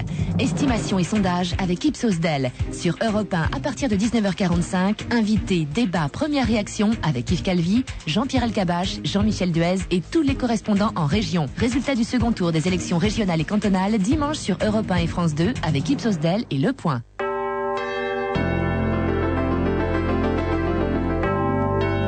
Europe 1, il est 17h. Les informations présentées par Astrid Barr. Avec une toute dernière minute, on vient d'apprendre qu'Émile Louis est condamné à 20 ans de prison. Il était jugé pour les viols de son ex-femme et de sa belle-fille. 20 ans de prison, c'est ce que le parquet avait requis. Hier, Émile Louis était jugé devant la cour d'assises du Var à Draguignan. 4 adolescents ont été surpris en flagrant délit alors qu'ils vandalisaient une école. Cela s'est passé ce matin. Vers 7h30, une assistante puéricultrice est arrivée dans l'établissement à Grenoble. Les 4 jeunes étaient en train de saccager le bureau de la directrice. Ils ont cassé des ordinateurs, ils ont lancé de la peinture sur les murs et écrasé de la colle au sol. Quand l'assistante est arrivée, les 4 adolescents l'ont menacée avec un couteau et ils l'ont jetée par terre violemment. Les 4 jeunes sont en fuite et l'assistante puéricultrice a été hospitalisée en état de choc. Les 3 personnes interpellées dans le cadre de l'enquête sur AZF devraient bientôt quitter les locaux de la DNAT, la Division nationale antiterroriste. Il s'agit de 2 hommes et une femme. Il n'y a pas grand-chose contre eux, selon la police. Ils ont été placés en garde à vue pour des vérifications, mais les perquisitions n'ont rien donné et la voix de la femme ne correspond pas à celle connue par les enquêteurs. De plus, ces 3 personnes qui étaient sous surveillance depuis plusieurs semaines n'ont jamais bougé au moment où logiquement ceux d'AZF auraient dû le faire. On s'intéresse maintenant à vos conditions de circulation avec Judith Grimaldi. Attention tout d'abord sur l'A3 du Blanc-Ménil jusqu'à Noisy-le-Sec, puis sur l'A86 intérieur de Bobigny à Nogent et plus au sud d'Antony jusqu'à Châtenay-Malabry. Dans le sens inverse, également compliqué d'Orly jusqu'à l'accès à l'A4. En direction de la province, des ralentissements sur l'A1 de la Courneuve au Bourget. Sur le boulevard périphérique, il y a du monde en intérieur de la porte de Saint-Cloud à la porte d'Orléans, en extérieur de la porte d'Auteuil à la porte de Bercy. En province, la circulation est fluide, sauf sur la rocade bordelaise extérieure à Mérignac. Les marchés financiers, c'est assez calme à Paris, Martial You. Oui, on a du mal à dégager une tendance. On progresse de 0,44% à 3586 points en ce moment. Wall Street est en baisse de 0,18% à 10 200 points tout rond. Saint-Gobain a bien résisté à la morosité de l'année 2003. Le groupe de matériaux de construction a été pénalisé par la faiblesse du dollar, mais son résultat d'exploitation a quand même progressé de 1% hors effet de change. Le groupe annonce une croissance supérieure en 2004 et Saint-Gobain progresse de 2,42%. C'est la plus forte hausse du CAC en ce moment. Le feuilleton Aventis a rebondi aujourd'hui. L'ADAM, l'association de défense des actionnaires minoritaires, dénonce l'attitude du gouvernement français. Matignon n'est pas neutre dans cette affaire et fait pression pour que Sanofi remporte son OPA. C'est ce que dit l'association. Aventis plus 1,31%, Sanofi Saint-Élabo moins 1,48%. Les courses cet après-midi à Maison Lafitte dans la 3e tous courus. Premier le 8, 3 et 1,40. Deuxième l'As, 1,40. Troisième le 10, 2,60. Dans la 4e le 19 était non partant. Premier le 13, 52,40 et 12. Deuxième le 20, 6,90. Et troisième le 8, 3,20.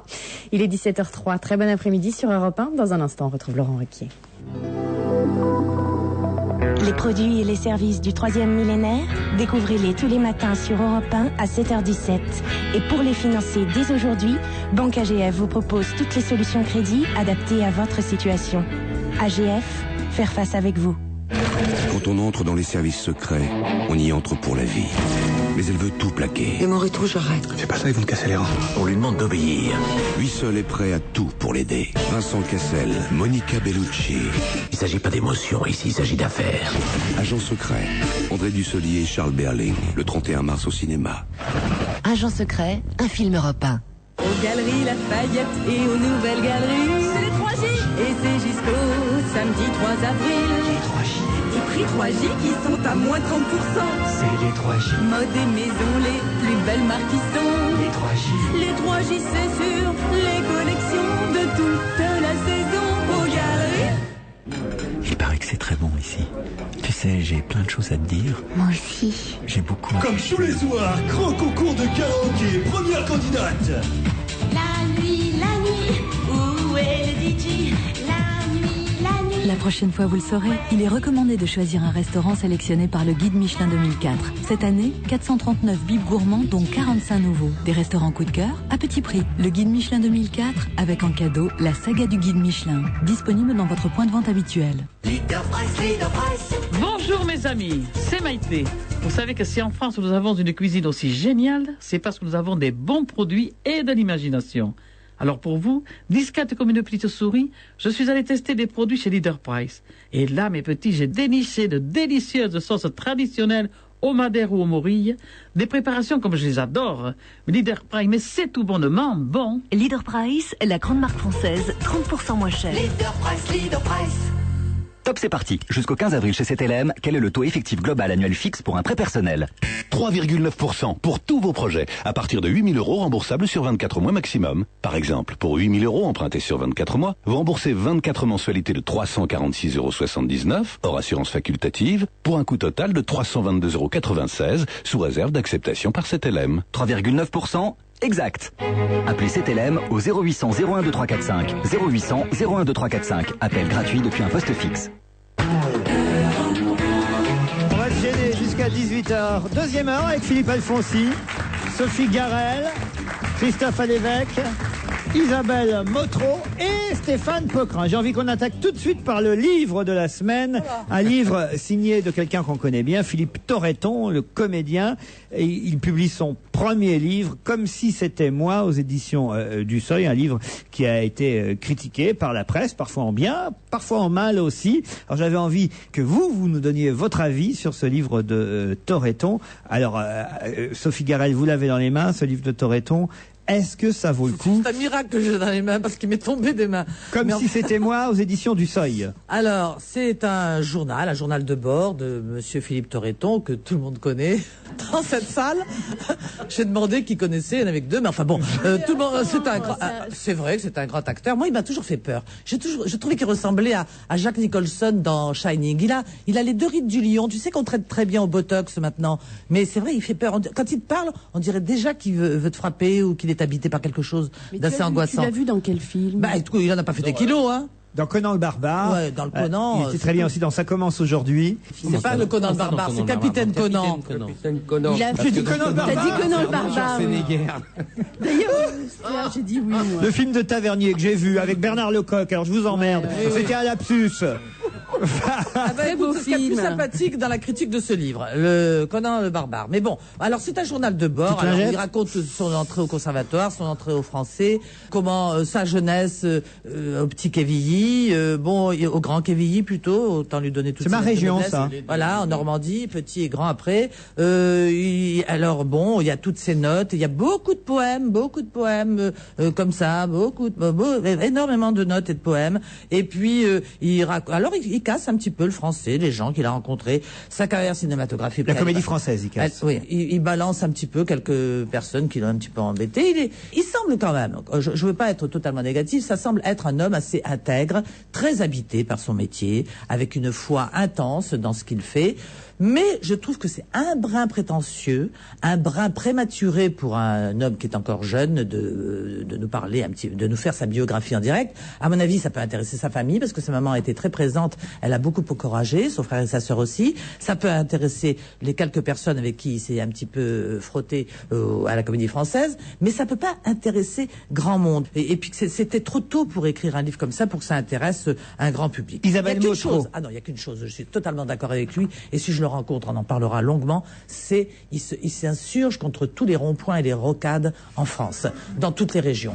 Toutes ces rocades qui sont plantées de cyprès nains, de géraniums atrophiés, et je suis d'accord avec lui, ça me dégoûte. Il n'y a pas une route nationale où il n'y a pas 200 ronds-points décorés vraiment comme une crèche de Noël. Isabelle Motro, Comme si c'était moi, au Seuil, Philippe Torreton. Ah, moi j'ai beaucoup aimé le livre, mais j'aime beaucoup Philippe Torreton, que je considère être un des plus grands comédiens français aujourd'hui. Et j'ai trouvé justement que le bouquin, alors c'est vrai que c'est pas un livre de mémoire dans le sens où il a pas 70 ans, mais je trouve que l'approche du métier de comédien au jour le jour, comme il la raconte, parce que dans le bouquin il y a des choses qu'il a écrites aujourd'hui et des extraits de son journal de bord qu'il écrit depuis apparemment toujours, je sais pas, il a pris des notes depuis qu'il était étudiant, et donc ils sont insérés. Parce que le bouquin est pas épais quand même. Hein. Non, mais qui sont insérés dans le livre.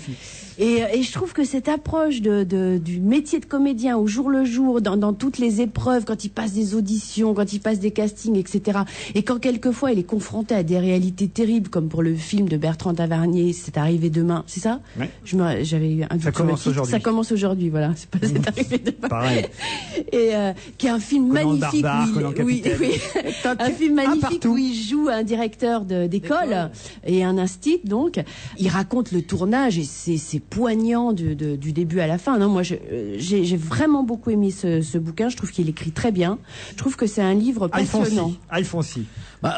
Ça prouve simplement qu'on peut être un très très bon comédien, parce que là je suis tout à fait d'accord avec Isabelle, c'est un excellent comédien, et ne pas avoir particulièrement raison de prendre la plume. Bon. Parce qu'en plus il écrit bien. Mais alors oui, c'est ça qui est étonnant, il écrit bien. Mais alors le défaut, c'est qu'en effet je pense qu'il a pris des notes sur un genou comme ça, et en les écrivant bien depuis très longtemps. Et puis qu'un jour, à force de raconter, vous savez, tous les comédiens racontent leurs histoires de théâtre à table, etc. Et un jour, il y a un copain qui a dû lui dire... Tu devrais faire un livre. Tu devrais faire un livre avec tout ça. Et franchement, c'est pas ça qui fait un livre. C'est vrai, c'est vrai qu'on s'ennuie un petit peu. Je veux pas trouver ça particulièrement intéressant. Ça ne m'est pas totalement tombé des mains non plus. C'est vrai qu'on picore. En revanche, j'attendais beaucoup mieux au début du livre. D'abord parce qu'il écrit bien et parce qu'il raconte alors son enfance au petit Quevilly, au grand Quevilly, et ça c'est formidable. Il a une vue et une description de la banlieue, alors là, formidable. Poquelin a l'air d'accord. Si tout le bouquin est comme ça serait formidable. Malheureusement, tout le bouquin n'est pas comme ça. Mais je suis entièrement d'accord avec ce qui vient d'être dit. C'est vrai que c'est un livre dans lequel il faut picorer. Alors forcément, je suis partial parce que je l'aime bien en tant qu'acteur, mais pas seulement. Je trouve que c'est un être humain. Enfin, je l'aime bien. Il fait partie des gens que j'aime bien. Alors du coup, j'ai lu son livre en chaussant mes lunettes d'amoureux quasiment. Et c'est vrai que là, sa description du petit Quevilly, grand Quevilly et tout, c'est extraordinaire. Il a une très belle phrase, par exemple, il dit « Avant d'être au grand Quevilly, le socialiste, ma mère enseignait la vie au petit Quevilly, la communiste. Son école s'appelait Jean-Baptiste Clément. C'est peut-être ça, au fond, la différence entre le PC et le PS. Le premier appelle son école maternelle Jean-Baptiste Clément et le deuxième Charles Perrault. Tout est dit. » Et donc voilà, c'est comme ça un petit truc d'impressionniste. Il y a des scènes drôles quand il raconte que sur le tournage de Conan le Barbare ou Capitaine Conan, il se fait... Et ça va, hein. Non mais la référence était bonne. Pourquoi Conan le Barbare? Parce que sur le tournage de Capitaine Conan, il se fait casser la figure dans une boîte de nuit en Roumanie, tout simplement parce qu'il était français. Et donc voilà, il y a des anecdotes comme ça. C'est vrai qu'il y a des moments un peu peut-être pompeux, voire pompants, quand il raconte des choses qui finalement n'intéressent que lui, mais finalement il les livre avec une telle naïveté et un tel enthousiasme que ça passe. Et puis surtout, il y a la clé du titre de l'ouvrage qui se trouve vers la fin du livre. Pourquoi ce livre s'appelle Comme si c'était moi?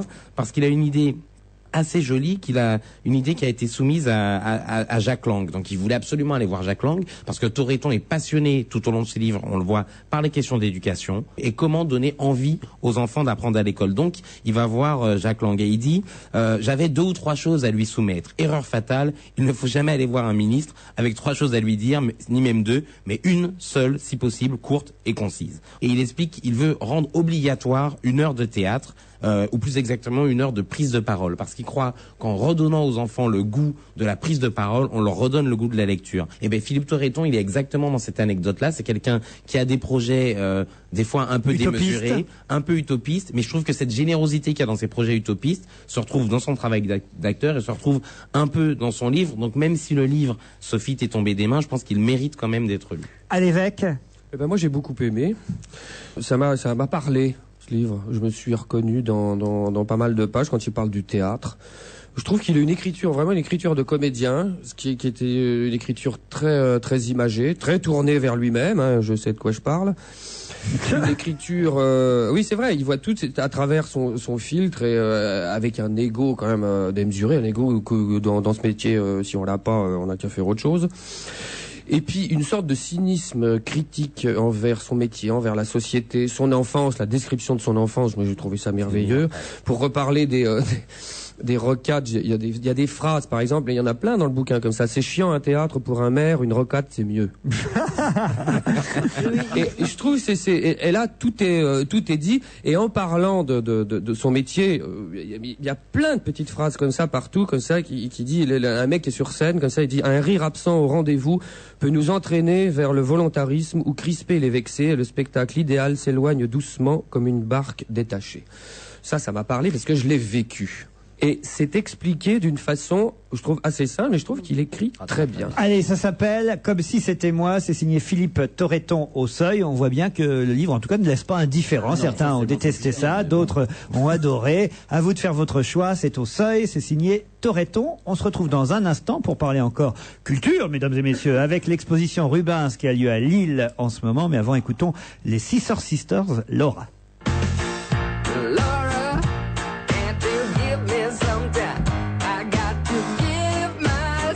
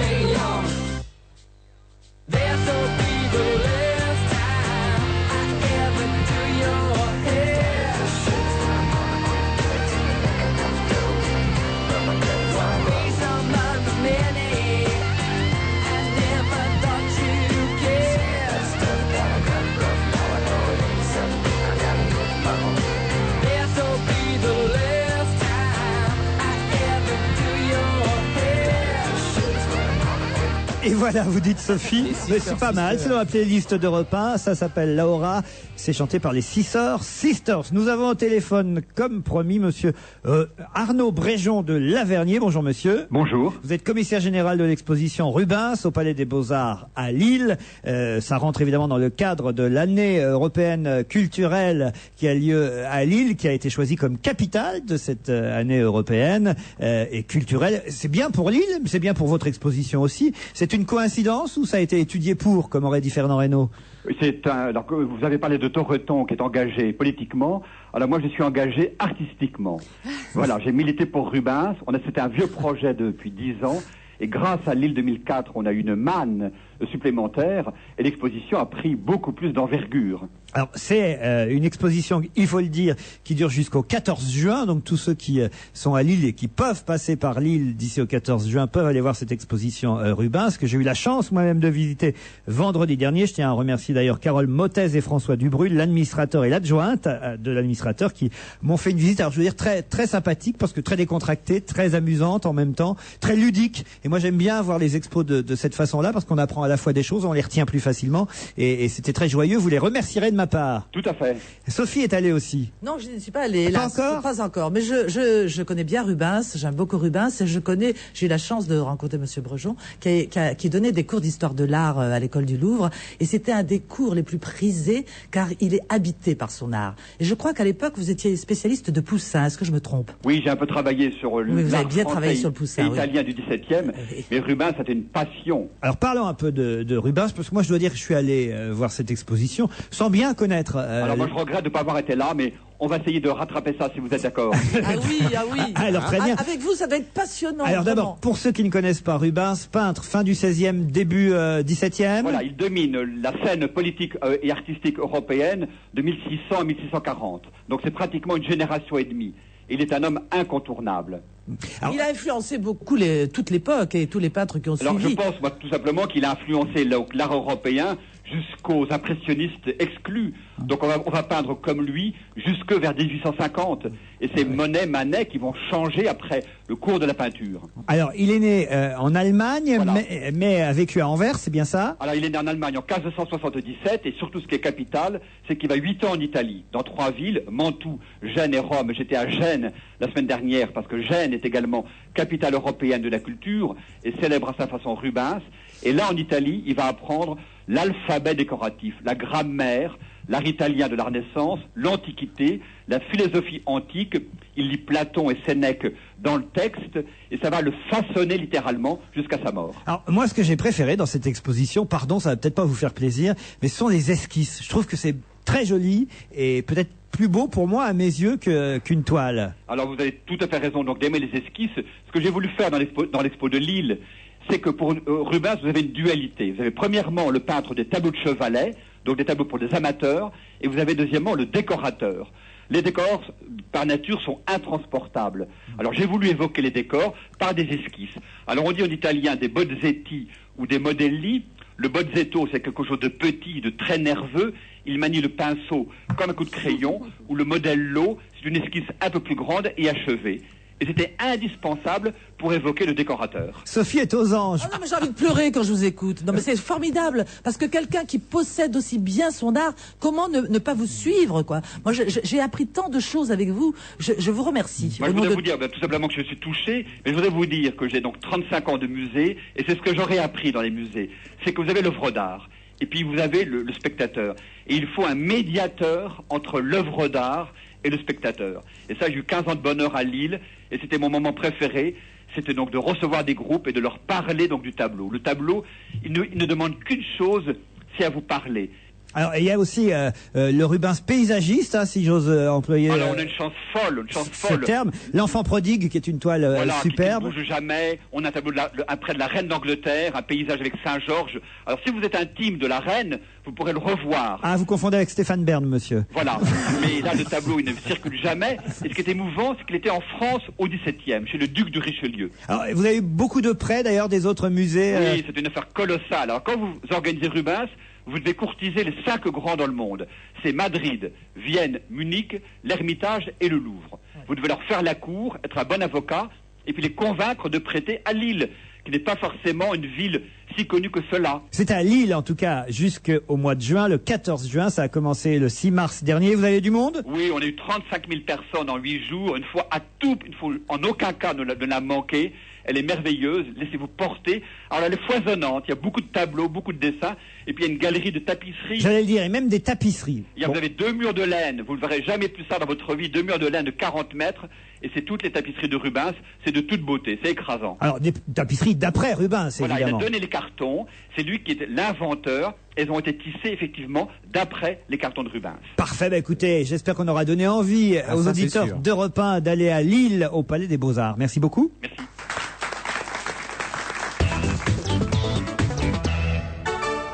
C'est l'anniversaire chez U. 1, 2, 3, gagné. Au grand jeu gratuit de l'anniversaire, il y a 826 séjours pour 2 en Crète à gagner. La mer, le soleil, ça fait rêver. Alors rassurez-moi, vous savez nager? Ou bien alors vous irez patauger dans la mer Égée? C'est du 24 mars au 3 avril. Les magasins U, les nouveaux commerçants. Et quand tu seras rentré dans ma maison, tu enlèveras tous tes vêtements et tu resteras immobile, nu. Constance de la chaleur, maîtrise de la température. Je vous recommande chaudement de contacter votre conseiller EDF. Il vous fera découvrir les offres Vivre-Elect et notamment les solutions de chauffage. Quand votre monde s'éclaire, EDF. Appelez votre conseiller EDF 24 heures sur 24, 7 jours sur 7 au 0810 126 126 au prix d'un appel local.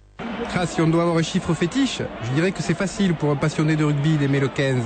Moi, ça me fait penser à la victoire. Vous aussi vibrez avec le 15 en profitant de l'offre rugby de Wanadoo. Le pack Wi-Fi de Wanadoo à 15 € au lieu de 99 €. À vous l'internet au débit sans fil. Attention, vous n'avez que 3 jours pour marquer l'essai. Les 26, 27 et 29 mars en exclusivité dans votre agence France Télécom et sur francetélécom.com. Offre soumise à condition, disponible en agence France Télécom. Sur Canal+, dimanche en clair à partir de 18h, sa Cartoon fête ses 18 ans. 2h30 d'émission spéciale avec prix Nobel de Cartoon. Invité, tout et tout. T'as un pamphlet Philippe et Ludivine? Ouais, j'ai un baril de... Salut Philippe. Dites donc, je vous trouve bien animé. Vous préparez quelque chose? Oh non. Tu nous connais. Canal+, ça fait 18 ans que ça cartonne. Dimanche à 18h en clair sur Canal+, venez fêter en compagnie de Philippe Dana, Ludivine et tous les Toons, 18 ans de passion pour l'animation. Canal+, et tellement plus encore. Leclerc. Mathilde, tu voulais que j'aille chez Leclerc? Pendant ce temps-là, j'irai chercher la petite chez la nounou. Mais pas de folie, hein, tu prends comme d'habitude. C'est parfait. Je vais prendre tout ce qui est en promo. Comment ça? Chez Leclerc, il y a une promo sur les produits les plus achetés, que des produits de grande marque. Tu veux pas quand même que je te fasse une liste? Non. Leclerc me l'a faite, ma liste. Du 24 mars au 24 avril, Leclerc défend votre pouvoir d'achat et vous fait bénéficier de 20% tickets Leclerc sur 100 produits de marque parmi les plus achetés. Voir modalité dans les magasins participants. Bon, j'y vais. Non, attends, je te fais une petite liste quand même. Bon, voyons cette liste. Bon, alors ça, c'est promo, ça promo, ça promo, ça promo. Ça, évidemment, c'est promo. Je lui dis, tout est promo. On va se gêner jusqu'à 18h avec Sophie Garel, Isabelle Motro, Christophe Alévèque, Stéphane Poquin et Philippe Alfonsi. Tiens, on parle rugby puisque vous êtes là, Christophe. Oui. Un match important samedi soir. Un match crucial. Demain soir. France-Angleterre, la revanche de la finale. La demi-finale ou finale? Demi-finale. Totalement foirée. Du championnat du monde. Ouais. Il faut le dire, en Australie, c'était. C'était en Australie et ce jour-là, il a plu. Et voilà, et à cause il a plu dans nos cœurs. À cause de la pluie. J'ai fait une dépression de 3 jours. Les Français se sont fait écraser par Wilkinson et les siens, mais il sera pas là, Wilkinson, demain soir. Non, il est blessé, blessé comme beaucoup de joueurs de rugby en ce moment d'ailleurs. Pourquoi? Parce qu'ils font trop de musculation, ils s'entraînent trop et puis à un moment donné ça pète. Ça serait pas une histoire de dopage là, si qu'ils se blessent tous comme ça? Non, et d'ailleurs Laporte a posé une bonne question. À un moment donné, il a dit avec beaucoup d'humour, j'aimerais savoir comment et par quel régime certaines équipes en faisant de la musculation les joueurs arrivent à prendre 10 kilos et nous, en faisant la même musculation, nos joueurs en prennent 2. Sans parler de dopage, évidemment. Mais c'est vrai que la Coupe du Monde qui a eu lieu dans l'hémisphère sud, il y a quand même certaines équipes, dont les Anglais, qui sont soupçonnables. Tu penses qu'ils étaient dopés, les Anglais?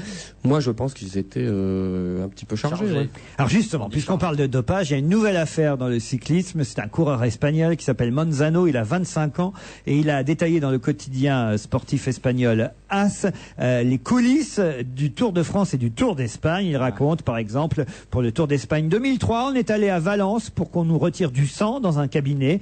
On nous prend 1 litre de sang dans 2 poches d'1 demi-litre. Après, on utilise une des poches de sang pour le début du tour et une autre pour plus tard dans la course. Il explique que chaque coureur verse 3 000 € pour le stockage des produits.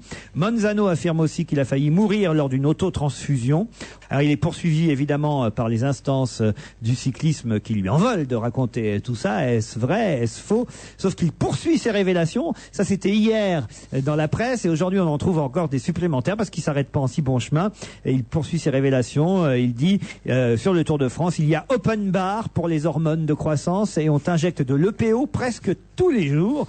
Ce qui vaut alors une interview dans France Soir de Jean-Marie Leblanc, le directeur du Tour de France. Alors lui, plus ça va, plus je le supporte pas. Et lui, il n'a jamais rien vu, au courant de rien. Lui. Alors lui, il est formidable. Et alors en plus, il se trahit dans ses réponses aux journalistes de France Soir. C'est Gérald Mathieu qui l'interroge pour France Soir. Gérald Mathieu qui lui dit « Le début de saison a été marqué par le trafic présumé de produits dopants autour de l'équipe Cofidis. Selon vous, l'onde de choc suscitée était-elle logique ou disproportionnée ?» Voilà ce que répond le directeur du Tour de France, monsieur Jean-Marie Leblanc. Il dit « Rien ne permet de dire qu'il y a une affaire Cofidis, contrairement à Festina, où il y avait un dopage légalisé. Là, la faute incombe à 3-4 personnes. Il n'apparaît pas de système organisé, ce qui me paraît être de nature à dédramatiser. On ne peut pas jeter l'opprobre sur toutes les équipes. » Après, le journaliste poursuit, il dit « Honnêtement, y a-t-il des choses, monsieur Leblanc, que vous savez qui vous dérangent, mais que vous ne pouvez pas dire ?» Bonne question. Et bonne question de la part du journaliste. Et là, que répond le directeur du Tour de France? Et là, il se trahit. Regardez ce qu'il répond. Il dit « Bien sûr que non. Quelle information aurais-je plus que vous, les journalistes ?» Et là, en fait, au lieu de répondre, il dit « Je ne vous réponds pas parce que vous le savez très bien. Pourquoi vous ne le dites pas vous? Pourquoi vous me demandez à moi puisque vous en savez tout autant que moi ?» Mais en répondant ça, il dit « Oui, il y a du dopage partout. » Voilà comment on peut traduire ce qu'il répond à ce journaliste. C'est affreux quand même, non? Mais Leblanc, il est toujours comme ça. Hein.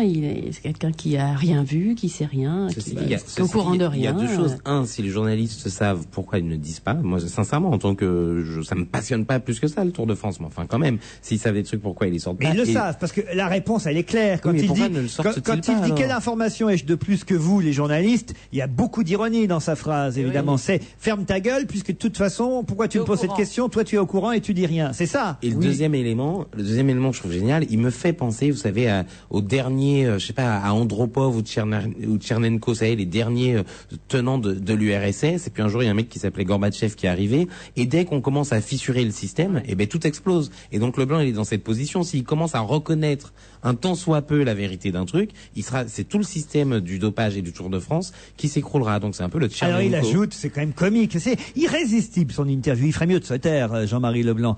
Il dit « Depuis que je suis aux affaires du Tour de France, c'est-à-dire depuis 16 ans maintenant, je ne suis allé qu'une seule fois dans une chambre de coureur parce que c'était Cédric Vasseur qui avait gagné et qu'il était maillot jaune, que j'étais allé à son baptême quand il était gosse et que j'étais copain avec son père. Sinon, je ne suis jamais allé dans les chambres des joueurs et je n'ai rien à faire dans une chambre de coureur le soir. Ce n'est pas mon boulot. En gros, continuez à vous doper les gars dans les chambres, j'y foutrai jamais les pieds. Quoi. Ce qui est scandaleux dans ce genre d'interview et de côté faux cul en effet du personnage, c'est que le dopage, il est là, le résultat de l'importance de l'effort qu'on demande aux coureurs pour rendre ça public, pour rendre ça intéressant, pour rendre ça télévisuel. Bon, et c'est monsieur Leblanc qui organise ça.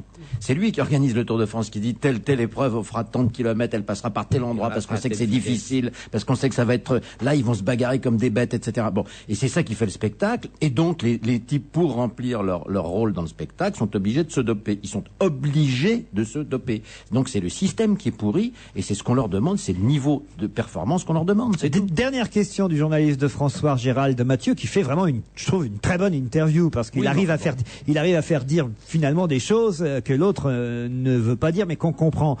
Il dit: le décès de Pantani a ravivé ce qui s'est passé sur le Tour de France en 98, et certaines voix s'étaient élevées à l'époque pour répéter ce que Pantani lui avait dit: le Tour de France ne doit pas aller à son terme cette année-là. On sait que finalement le Tour de France est allé jusqu'au bout. Et qu'est-ce qu'il répond, Jean-Marie Leblanc? Il dit: le Tour est bien plus fort que tous ces intellos qui disent ça. Tiens. Personne n'aura jamais la peau du Tour qui s'appuie sur un public qui aime le sport populaire. Peut-être que c'est d'ailleurs trop populo pour eux. Vous avez remarqué, les Jean-Marie n'aiment jamais les intellos, c'est bizarre. Non mais je pense que tout est dit là. Ce monsieur jette le masque. Voilà, c'est tout. Tant qu'il y aura des coureurs qui voudront bien mourir pour ce monsieur, le Tour continuera. Parce qu'il est quand même à la tête d'une société, la société du Tour de France, qui fait beaucoup de bénéfices, et c'est le Tour de France qui tient tout le cyclisme international. On supprime le Tour de France, le vélo, c'est fini. Et donc lui, soutenu par les instances internationales, parce que qui sont dans le même état que lui et qui savent très bien ce qui se passe. Et le ministère des Sports. Et le ministère des Sports font ça. Mais faudrait arrêter. Voilà pourquoi aussi... on y nomme régulièrement des anciens sportifs, comme ça ils sont plus au courant dès qu'ils arrivent. Voilà. Et quand ils arrivent dans les chambres et qu'ils marchent sur une piqûre, ils sont pas étonnés. Mais c'est la vérité. Pourquoi Marie-Georges Buffet a été peut-être celle qui a le plus lutté contre le dopage? C'est parce qu'elle n'était pas une ancienne sportive. Tous les autres, Jean-François Lamour, qui est ministre des Sports aujourd'hui, est un ancien sportif. Il connaît les Jeux Olympiques, il a eu une médaille. Je l'espère et j'imagine sobrement, parce qu'en escrime, on imagine bien que le dopage est moins fort et n'existe peut-être moins que dans les autres sports, parce que un type qui est dopé en escrime, je suis pas sûr que ça arrange forcément ses affaires, et surtout s'il fume. J'imagine le type avec le sabre ou l'épée qui arrive plus à voir le mec en face. Donc je n'accuse pas le ministre d'avoir été dopé, mais il n'empêche qu'il est évidemment au courant de ce qui se passe dans le milieu sportif, et qu'évidemment, comme tout le monde, il couvre ce qui se passe dans ces milieux-là, contrairement à Marie-Georges Buffet, qui elle n'était pas sportive, et comme tous les autres ministres, je n'accuse pas Lamour, mais Guy Drut et tous les autres qui sont passés avant. Et elle était sportive, mais Georges Buffet, elle faisait lancer de faucilles et de marteaux. Oui, et elle a fait le 110 mètres U aussi. Allez, on se retrouve après la pub. Raymond, j'ai pas le temps, j'ai rendez-vous avec Monsieur Bricolage pour son anniversaire. C'est facile, hein. Moi aussi, je pourrais vendre des portes de placard coulissantes en mélaminé blanc pour seulement 37,60 €. Mais faites-le, Raymond, faites-le jusqu'au 29 mars. Eh ben, je vais le faire, voilà. Monsieur Bricolage, on peut compter sur lui. Top, c'est parti. Jusqu'au 15 avril chez CTLM, quel est le taux effectif global annuel fixe pour un prêt personnel? 3,9% pour tous vos projets, à partir de 8 000 € remboursables sur 24 mois maximum. Par exemple, pour 8 000 € empruntés sur 24 mois, vous remboursez 24 mensualités de 346,79 €, hors assurance facultative, pour un coût total de 322,96 €, sous réserve d'acceptation par CTLM. 3,9%. Exact. Appelez CTLM au 0800 01 2345. 0800 01 2345. Appel gratuit depuis un poste fixe. Oh, j'aurais jamais fini ce dossier pour demain. Fais comme moi, prends du recul. Et mon frigo qui est vide. Du recul. Oh, téléphone. Du recul. Mais qu'est-ce que tu fais, stop? Je recule, pourquoi? Ah ouais, voilà, il y a un escalier là. Eh oui, on peut gérer un quotidien stressant sans se stresser. Riche en magnésium et en germes de blé, les biscuits Sésame de Gerblé vous apportent chaque jour les minéraux indispensables à votre sérénité. Et pour encore plus de recul, 100 week-ends de balnéothérapie à gagner avec Gerblé, voir conditions du jeu sur les packs. Gerblé, il n'y a pas mieux pour se ressourcer. Aux Galeries Lafayette et aux Nouvelles Galeries, c'est les 3J. Et c'est jusqu'au samedi 3 avril. Les 3J. Des prix 3J qui sont à moins 30%. C'est les 3J. Mode et maison, les plus belles marques qui sont. Les 3J. Les 3J, c'est sûr, les collections de toute la saison aux Galeries. Événements, spectacle Carrefour. Oh, je le crois pas. Michel Sardou revient en concert à Paris et en province à partir d'octobre. Enfin, après 3 longues années sans tournée. Eh bien, grâce à Carrefour Spectacle, pour les concerts du Palais des Sports de Paris et pour les concerts de sa tournée en province, tu peux acheter des places 4 € moins cher. Je le crois pas. Oui, chez Carrefour, se faire plaisir n'empêche pas de faire des économies. Les 10 jours positifs Carrefour, des prix encore plus bas sur tout ce qui vous fait plaisir. C'est aussi ça le mieux consommé. Carrefour, je positive. Voir conditions en magasin ou sur carrefourspectacle.com. Partez pour Bali avec Singapore Airlines. Comme chaque jour à 18h30, ne manquez pas le rendez-vous que vous fixe Singapore Airlines afin de gagner un sublime séjour à Bali pour 2 personnes avec Nouvelles Frontières.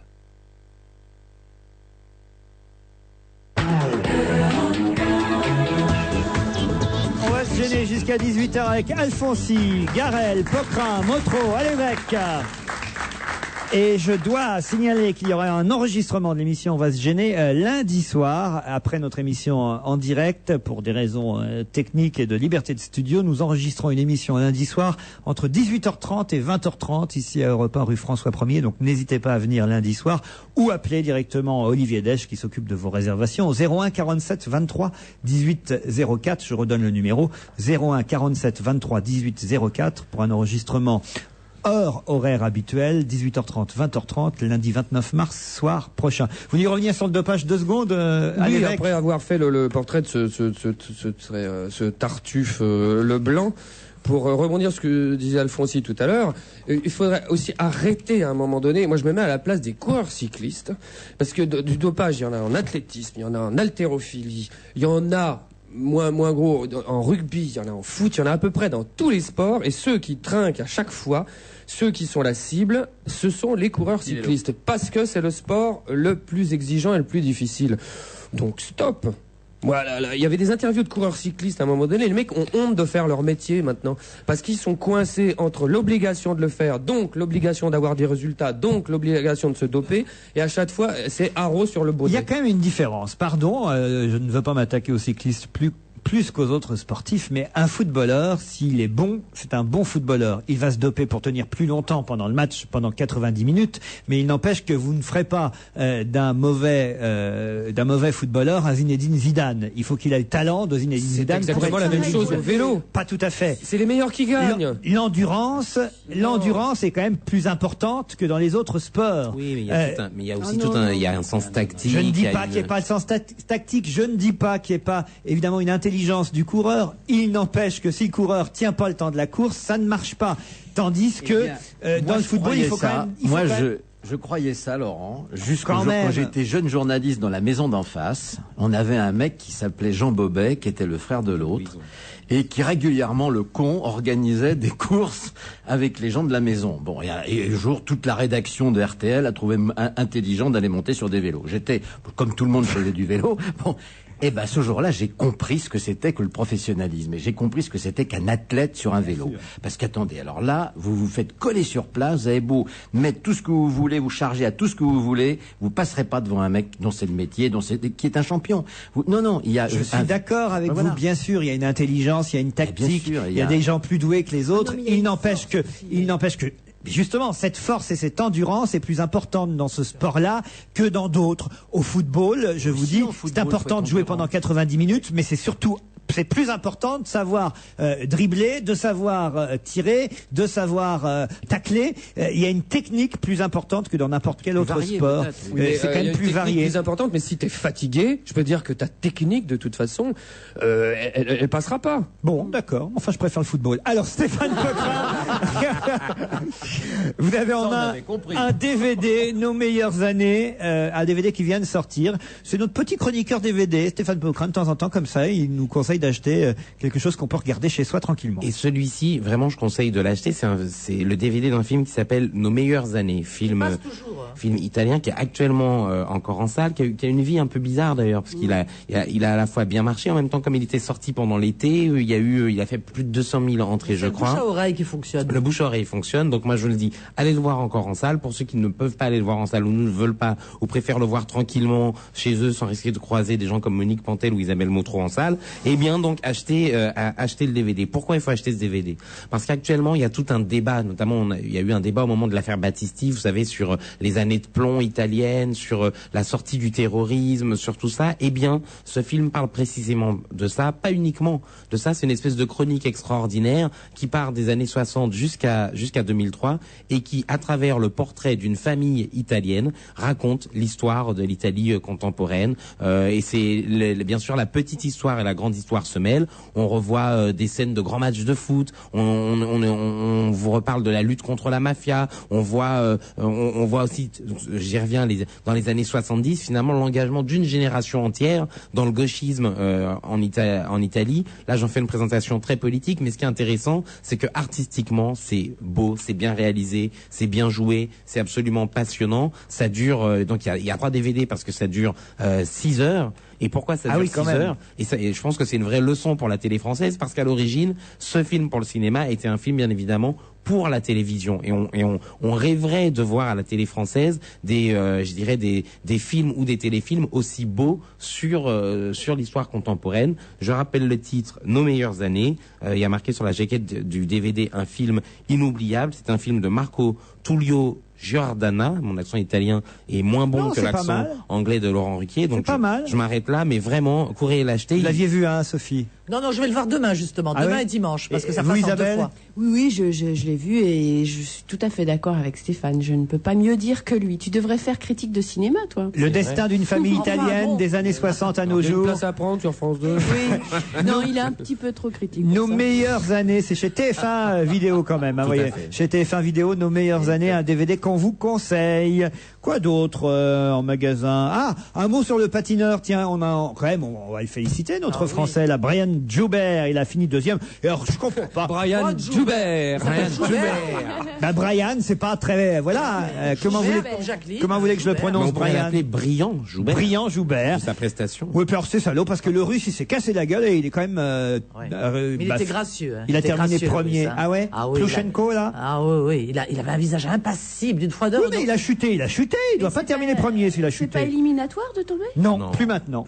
Voilà, c'est ça qui est terrible. Moi, je trouve que quand on se casse la gueule, on se casse la gueule. Alors, Voilà. Et on l'écrase. Brian Joubert a fait un très très beau programme inspiré du film Matrix. Il avait la tenue du film et tout. Il a été vraiment très bien, mais c'est vrai que techniquement, je l'ai trouvé quand même un ton en deçà dans les difficultés Par rapport au techniques du russe. Bon, Brian Joubert, qui est du Poitou-Charentes. Bravo. Je ne voudrais pas ramener ça à la politique, mais quand même, alors je ne sais pas s'il a reçu un télégramme de félicitations Eh ben, il d'Elisabeth finira Morin, deuxième. de Ségolène Royal ou de Jean-Pierre Raffarin, mais en tout cas, il est du Poitou-Charentes. Quelle belle région, le Que de talent, Poitou-Charentes. c'est vrai. Mais alors moi, quand j'étais petite, on disait Charente-Poitou. Ah oui? Bah oui, il y avait cette espèce de pub là avec les La petites tradition vaches, du goût. voilà, Avec le tu beurre, vois. le goût, oui. Et ben on disait Charente-Poitou, on disait pas Charente-Poitou. Vous avez entendu la dernière belle phrase du Premier ministre, Monsieur Raffarin. Europe 1 s'en est fait l'écho encore ce matin. Une phrase formidable. Monsieur Raffarin a dit « Les élections se gagnent d'étable en étable ». D'où les Français sont tous des veaux, c'est ça? Ah si, je vous jure, il a dit ça. Alors voilà, amis des étables, allez voter dimanche. On se retrouve après la pub, à tout de suite. Chaque jour à 6h55, retrouvez le journal économique. Chaque matin, les faits, les chiffres, les interviews des dirigeants. Un tour complet de l'économie avec EDF Entreprises, l'énergie des entreprises. C'est non, Raymond, niette, nada. J'ai rendez-vous chez Monsieur Bricolage pour son anniversaire jusqu'au 29 mars. Ah oui, mais il est trop fort aussi. Moins 35% sur les portes de placard coulissantes sur mesure hors promotion. Mais comment je peux lutter, moi? Ah, ça, on se le demande. Monsieur Bricolage, on peut compter sur lui. C'est l'anniversaire chez U. 1, 2, 3, gagné. Depuis que j'ai trouvé chez U une cafetière électrique 1 litre de plus un grille-pain plus une bouilloire 1 litre plus un presse-agrumes, le tout pour 26,99 € seulement et avec un bon U de 4,05 €, mes petits déjeuners sont devenus somptueux. Alors je me lève toujours du bon pied. Tenez, c'est celui-ci mon bon pied. Ah bah non, attendez, c'est plutôt celui-là. Je m'excuse, je les confonds toujours. Offre valable jusqu'au 3 avril dans les Hyper U et les Super U. Les magasins U, Les nouveaux commerçants. la Chine détient un trésor que le monde entier lui envie, la soie. Sur cette route de la soie, une course-poursuite effrénée s'engage entre bouddhistes et chrétiens, moines et brigands, concubines et ouvrières. Tout est permis, car celui qui arrachera à la Chine le secret de la soie connaîtra richesse et pouvoir. Après le disque de jade, vendu à plus de 300 000 exemplaires, L'impératrice de la soie, de José Frêche, un livre XO. XO, lire pour le plaisir. Le tome 3 de L'impératrice de la soie de José Frêche vient de paraître. Oui, le cabinet immobilier à l'appareil. Vous vouliez des précisions sur l'appartement. Alors écoutez, je vous appelle de mon portable. Là, je vais être brève. C'est grand, c'est lumineux et c'est cher. Quand on est professionnel, c'est important de pouvoir téléphoner sans compter. Bouygues Télécom innove avec le forfait Platinum Pro, le seul forfait mobile réservé aux professionnels et offrant des appels illimités de 6h à 20h du lundi au vendredi. C'est le moment de choisir Bouygues Télécom sans changer de numéro. Appel métropolitain illimité vers fixe Bouygues Télécom hors jour férié, engagement de 12 mois. Informations et conditions au 0800 94 03 69. Appel gratuit depuis un fixe.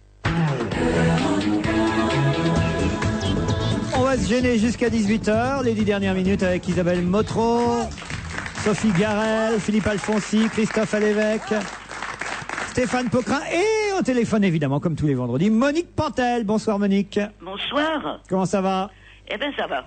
Parce que cette semaine, je ne suis pas privée de désert. Ah. J'en ai 2 pour le prix d'un et j'adore les déserts que je connais. Ces grands espaces qui ondulent dans l'infini et qui vous calment et qui vous font du bien. Alors, voyez, ça m'a fait du bien dans 2 films, Hidalgo et Au bout du monde à droite. Voilà. À Maintenant, gauche. je suis calme, vous pouvez... À gauche, au bout du monde à gauche. C'est Au bout du monde à gauche? Oui. Et pourquoi c'est bien? Ça dépend pour qui vous votez, remarquez. Hein. Mais le film s'appelle Au bout du monde à gauche.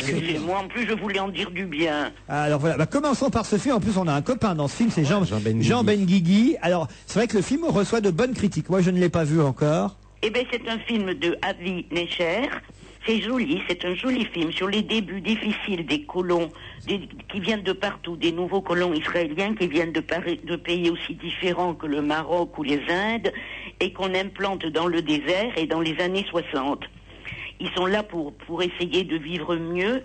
C'est très joli. Il y a aussi des drames, mais il y a c'est des jolis moments. Il y a un match de cricket qu'un type, un hindou, essaie de faire dans le désert, et évidemment il gagne, tout le monde est intéressé, et Horatika est superbe dans le rôle d'une jeune femme trop libre pour son temps, et dans ce petit patelin qui essaie de trouver des amants, enfin l'amour, et à la fin Jean Benguigui m'a fait pleurer. Ah, très bien. Il est superbe. Au bout du monde à gauche, un film que vous conseillez, Monique, vous aussi? Complètement. Ah oui, moi aussi je le conseille complètement. Historiquement c'est très étonnant. Moi je connaissais pas bien l'histoire, donc ça rappelle un petit peu les kibboutz, enfin les débuts, etc. Et c'est vrai que humainement aussi c'est très étonnant. Ces gens qui viennent des 4 coins du monde qui se retrouvent là, c'est vrai qu'on n'y pense pas, mais ils sont obligés de vivre ensemble et en fait ils s'entendent pas du tout, quoi. C'est-à-dire qu'ils ont des mœurs différentes. Absolument. Et c'est pas pareil. Il y a un peu de racisme quand même. Il y a un peu de lutte, de rivalité, voilà, et en même temps tout le monde est un peu obligé de faire semblant quand même, et c'est bien parce que c'est pas mièvre du tout, c'est un film qui est joli, comme disait Monique, les 2 jeunes filles qui jouent les 2 héroïnes, puisque c'est une histoire d'amitié passionnelle entre 2 jeunes filles, elles sont formidables, elles sont vraiment très touchantes, et en même temps c'est pas à l'eau de rose, quoi, il y a vraiment des trucs forts. Au bout du monde à gauche, l'autre film que vous avez aimé, c'est Hidalgo. Enfin, j'ai aimé, ça m'a amusé. Ah, avec Omar Sharif. Ah oui, c'est vraiment kitsch. C'est Viggo Mortensen, le chevalier du Seigneur des Anneaux. Il est un grand cavalier de l'Ouest américain. Il est engagé par un cheikh arabe, Omar Sharif, chiquissime, pour participer à la plus grande course, c'est dans les années 1900, je crois, la plus grande course de chevaux à 5000 kilomètres à travers le désert. C'est le Paris-Dakar de l'époque. Il arrive avec son cheval magnifique, Hidalgo, et tout de suite, il tombe amoureux de la jeune fille du cheikh, qui elle aussi tombe... Enfin bref, il part faire cette course très difficile, qui a vraiment existé, hein. Cette course très très difficile, il a tout le monde contre lui, tous les autres cavaliers veulent lui faire des vacheries, il y a une tempête de sable qui est superbe, et heureusement, il y a le cheikh qui n'est pas sans provision, il attend aux étapes. Il a une tente magnifique avec plein de nourriture dedans. Tout finit bien, évidemment. Hidalgo sur les écrans avec Omar Sharif et Louise Lombard. Un film français de Luc Bondy. Ne fais pas ça avec Nicole Garcia et Natacha Régnier. Alors là, on n'aurait pas dû faire ce film. Ah. Voilà. C'est un film inutile sur une fois de plus les difficultés des couples. Il y en a marre. Le mari de Nicole Garcia ne pense qu'à sa peinture, elle le trompe de temps en temps. Leur fille Natacha Régnier excite son mari et il devient fou de jalousie. Il est un premier cuisinier de France, mais il est tout le temps hors de sa cuisine à engueuler sa femme et pour lui taper dessus. Enfin bref, c'est vraiment... Ça mène à rien, ça sert à rien. Alors on passe à Immortel, le film d'Enki Bilal avec Linda Hardy, Charlotte Rampling et Thomas Kretschmann, tiré de la bande dessinée de Bilal. Moi, ça m'a pas tenté, j'y suis pas allée. Vous, Isabelle? Moi, ça m'a beaucoup tenté, j'y suis allée et c'est vraiment très très bien. Moi, ça m'avait pas tenté, j'y suis allée, c'est magnifique. Ça t'a plu aussi? Effectivement, je comprends la sensation de Monique, mais vraiment, il fallait y aller, Monique. C'est magnifique. Non. Si. Je regrette pas du tout. Alors, ce qui est étonnant, c'est que Bilal, il a fait plusieurs films, hein, et souvent, il n'a pas rencontré le public parce qu'il a un univers. Attends, je peux vous dire l'avis de quelqu'un quand même. Ah. David, le livreur de chez Hino, qui est mon conseiller cinéma, il est allé à une avant-première. Livreur de chez Hino, il est dopé? Il a 25 ans, il adore le cinéma, il a été invité à une avant-première. Il m'a dit c'est incompréhensible, un mélange d'images virtuelles et de vrais acteurs. Il se passe rien. La Linda Hardy qui est tout en vert, enfin en bleu je veux dire, les yeux, les cheveux, les larmes, les pointes de l'univers teint. de Bilal, oui. À la fin il y a eu une conférence de presse et les gens ont dit à Bilal qui était là, on n'a rien compris, tant mieux il a répondu. Alors après l'avis du livreur de chez Hino, l'avis d'Isabelle Motro. Non mais on peut pas la laisser dire ça. Enfin, je veux dire, d'abord vas-y toi-même et dis ce que t'en penses. Et pas tout livrer à voilà, domicile. non, faut pas exagérer non plus. Et puis non mais Bilal, il a pas trouvé son public pendant très longtemps et là pour une fois, il a un univers très particulier, c'est vrai. Il a des histoires très compliquées à suivre, c'est vrai, mais pour une fois, il a réussi à transcender tout ça et à faire un film compréhensible, 2 complètement poétique et avec des images frappantes qu'on n'oubliera jamais, ça j'en suis certaine. Je suis sûre que les images sont très belles.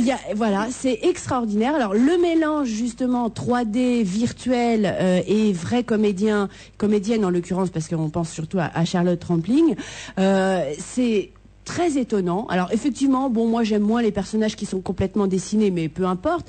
C'est complètement fascinant. C'est un point de vue politique très étonnant aussi et très judicieux, je trouve, spécialement en ce moment. C'est un film extraordinaire. On passe à autre chose. Rock Academy, un film américain. C'est sympa. Ouais. C'est dynamique. C'est l'histoire de Jack Black, qui est dans la vie un musicien, qui joue un mec déjanté, il joue avec disjonction, il est un peu agaçant même, hein, il se fait passer pour un professeur. Et il enseigne en fait à ses élèves le rock. Il y arrive, c'est un peu les choristes à l'américaine. Voilà, c'est ça, ce sont les choristes. Bien, mais c'est marrant. Version américaine. Vous aussi, vous avez aimé? Moi, j'ai beaucoup aimé. Jack Black, d'abord, il est extraordinaire. C'est-à-dire que rien que lui, on le regarde et on est content. Il est très, très drôle. Il est totalement inattendu. On ne peut jamais savoir ce que ce mec va faire dans la seconde qui suit. C'est vraiment un film. Moi, j'y allais un peu en me disant, bon, ça va être un truc un peu, petit truc américain, un peu potache, un peu sympa. Je crois que le titre pourrait laisser penser ça. Et ben, c'est vraiment très bien. Hein. Rock vraiment. Academy sur les écrans depuis mercredi et aussi Bienvenue dans la jungle, aussi dans le genre américain. Ça, c'est un très sous Indiana Jones. Ouais. The Rock, qui est un ancien catcheur de 2,15 m, prend la relève d'Arnold Schwarzenegger, qui peut rester chez lui. Hein. Le problème, c'est qu'il sait pas jouer, c'est pas grave. Il sait se bagarrer et rouler de ses muscles. Il cherche dans la forêt vierge un jeune garçon qui est perdu. Et puis finalement, comme d'habitude, il va le retrouver peut-être. Comme d'habitude, Christopher Walken joue les méchants. Il y a une très jolie comédienne. Rosario Dawson. Oui, elle est c'est une beauté noire magnifique. Mais un film qu'on peut ne pas voir. C'est vraiment. Pour les jeunes, Bienvenue dans la jungle, avec plein d'actions. Rien d'autre, je crois, cette semaine. Il y a du Mali au Mississippi. Ah oui. Et pourtant, signé Martin Scorsese, un de mes metteurs en scène américains préférés, ce troisième valet. Évidemment. Voler sur le blues m'a cassé les pieds. C'est didactique et en fait, c'est assommant. Du Mali au Mississippi, collection blues, c'est le troisième, hein, c'est ça? Les deux premiers, vous aviez aimé les deux premiers? Oui, beaucoup. Bon. Et beaucoup, c'est bizarre, hein, ça. Rock Academy, pour ceux qui aiment s'amuser, je crois que c'est un film très amusant, c'est un film américain. Pour ceux qui aiment évidemment l'univers de Bilal, n'oubliez pas Immortel avec Charlotte Rampling et Linda Hardy. Il y a aussi effectivement le film Hidalgo avec Omar Sharif et des chevaux. Et puis j'en oublie un. Au bout du monde à gauche avec notre ami Ben Guigui et Sierra Tika. C'est bien ça? Voilà, bravo. Au revoir Monique Pantel. Et bisous, hein. On vous embrasse. Au revoir. Des petites choses à ajouter avant de partir pour le week-end, Sophie? Puisqu'on a parlé de Rubens, on peut parler encore d'un énorme peintre du Nord, de Valenciennes. C'est Monsieur Watteau si on est dans le Nord ou Watteau si on est dans le Sud. Mais oui, on l'appelle Watteau, comme on dit la Wallonie. On l'appelle Watteau dans le Nord, absolument. Et ça se passe dans sa ville natale, au Musée des Beaux-Arts de Valenciennes, du 5 mars au 14 juin. C'est un peintre absolument délicieux. On pourrait le comparer à Marivaux. C'était sur le plan de la littérature, c'est un peintre élégant, l'amour courtois, l'embarquement pour Cythère, avec des personnages et des costumes absolument délicieux. C'est libre, ce sont des fêtes galantes. Et puis alors, il y a beaucoup de dessins, beaucoup de gouache. Et je vous propose d'aller à Valenciennes et après de finir à Lille, pourquoi pas. Alors, Valenciennes, moi j'ai aussi des choses à vous proposer. Vous pouvez aller cueillir des jonquilles les 27 et 28 mars ce week-end. Au Panthéon, c'est original. Il y a 30 000 jonquilles qui vont être plantées. Vous allez les cueillir et c'est au profit de la lutte contre le cancer. C'est pour l'Institut Curie. Il avait fait des cornemuses l'année dernière. Ce sont les jonquilles cette année. Un jardin pour la vie, une jonquille pour Curie. C'est samedi et dimanche ce week-end, samedi après-midi et dimanche toute la journée sur le parvis du Panthéon, Paris 5e. Vous cueillez des jonquilles et vous en plus faites profiter l'Institut Curie et la lutte contre le cancer. Christophe à l'évêque. Oui, moi j'ai un concert à vous conseiller, c'est le 16 avril à Nancy, et comme par hasard, ça tombe bien, c'est moi. Isabelle Motro, j'ai un cadeau pour vous. Tenez, le maillot de bain de Lara Croft. Hein, ça c'est pas mal quand même. Tu peux me le passer d'abord ? C'est pour le berceau de la vie. Le film n'est pas sorti encore. C'est le DVD qui sort, c'est ça. C'est le DVD. Je suis désolée, mais alors, Lara Croft, le film, j'ai rarement Tomb Raider. Voilà, Tomb Raider. J'ai jamais vu de film aussi nul et de scénario aussi indigent. Mais le DVD est sorti. Alors, je peux quand même garder le maillot de bain. Tu peux quand même mettre le maillot de bain. C'est pas beau. L'intrigue est aussi mince que le slip. Voilà, l'intrigue est aussi mince que le slip, qui n'est pas terrible. J'ai des jonquilles au fait. Je vous ai pas. Tenez, c'est pour vous, Sophie. Oh, ce que c'est gentil. Voilà, vous pourrez repartir avec les jonquilles. Moi, j'ai le maillot de bain de Lara Croft. Vous êtes vraiment très jonquille avec moi. Hein. Enfin voilà, ce sera le mot de la fin pour aujourd'hui. On se retrouve lundi à 16h. Bon week-end sur Europe 1. Allez voter.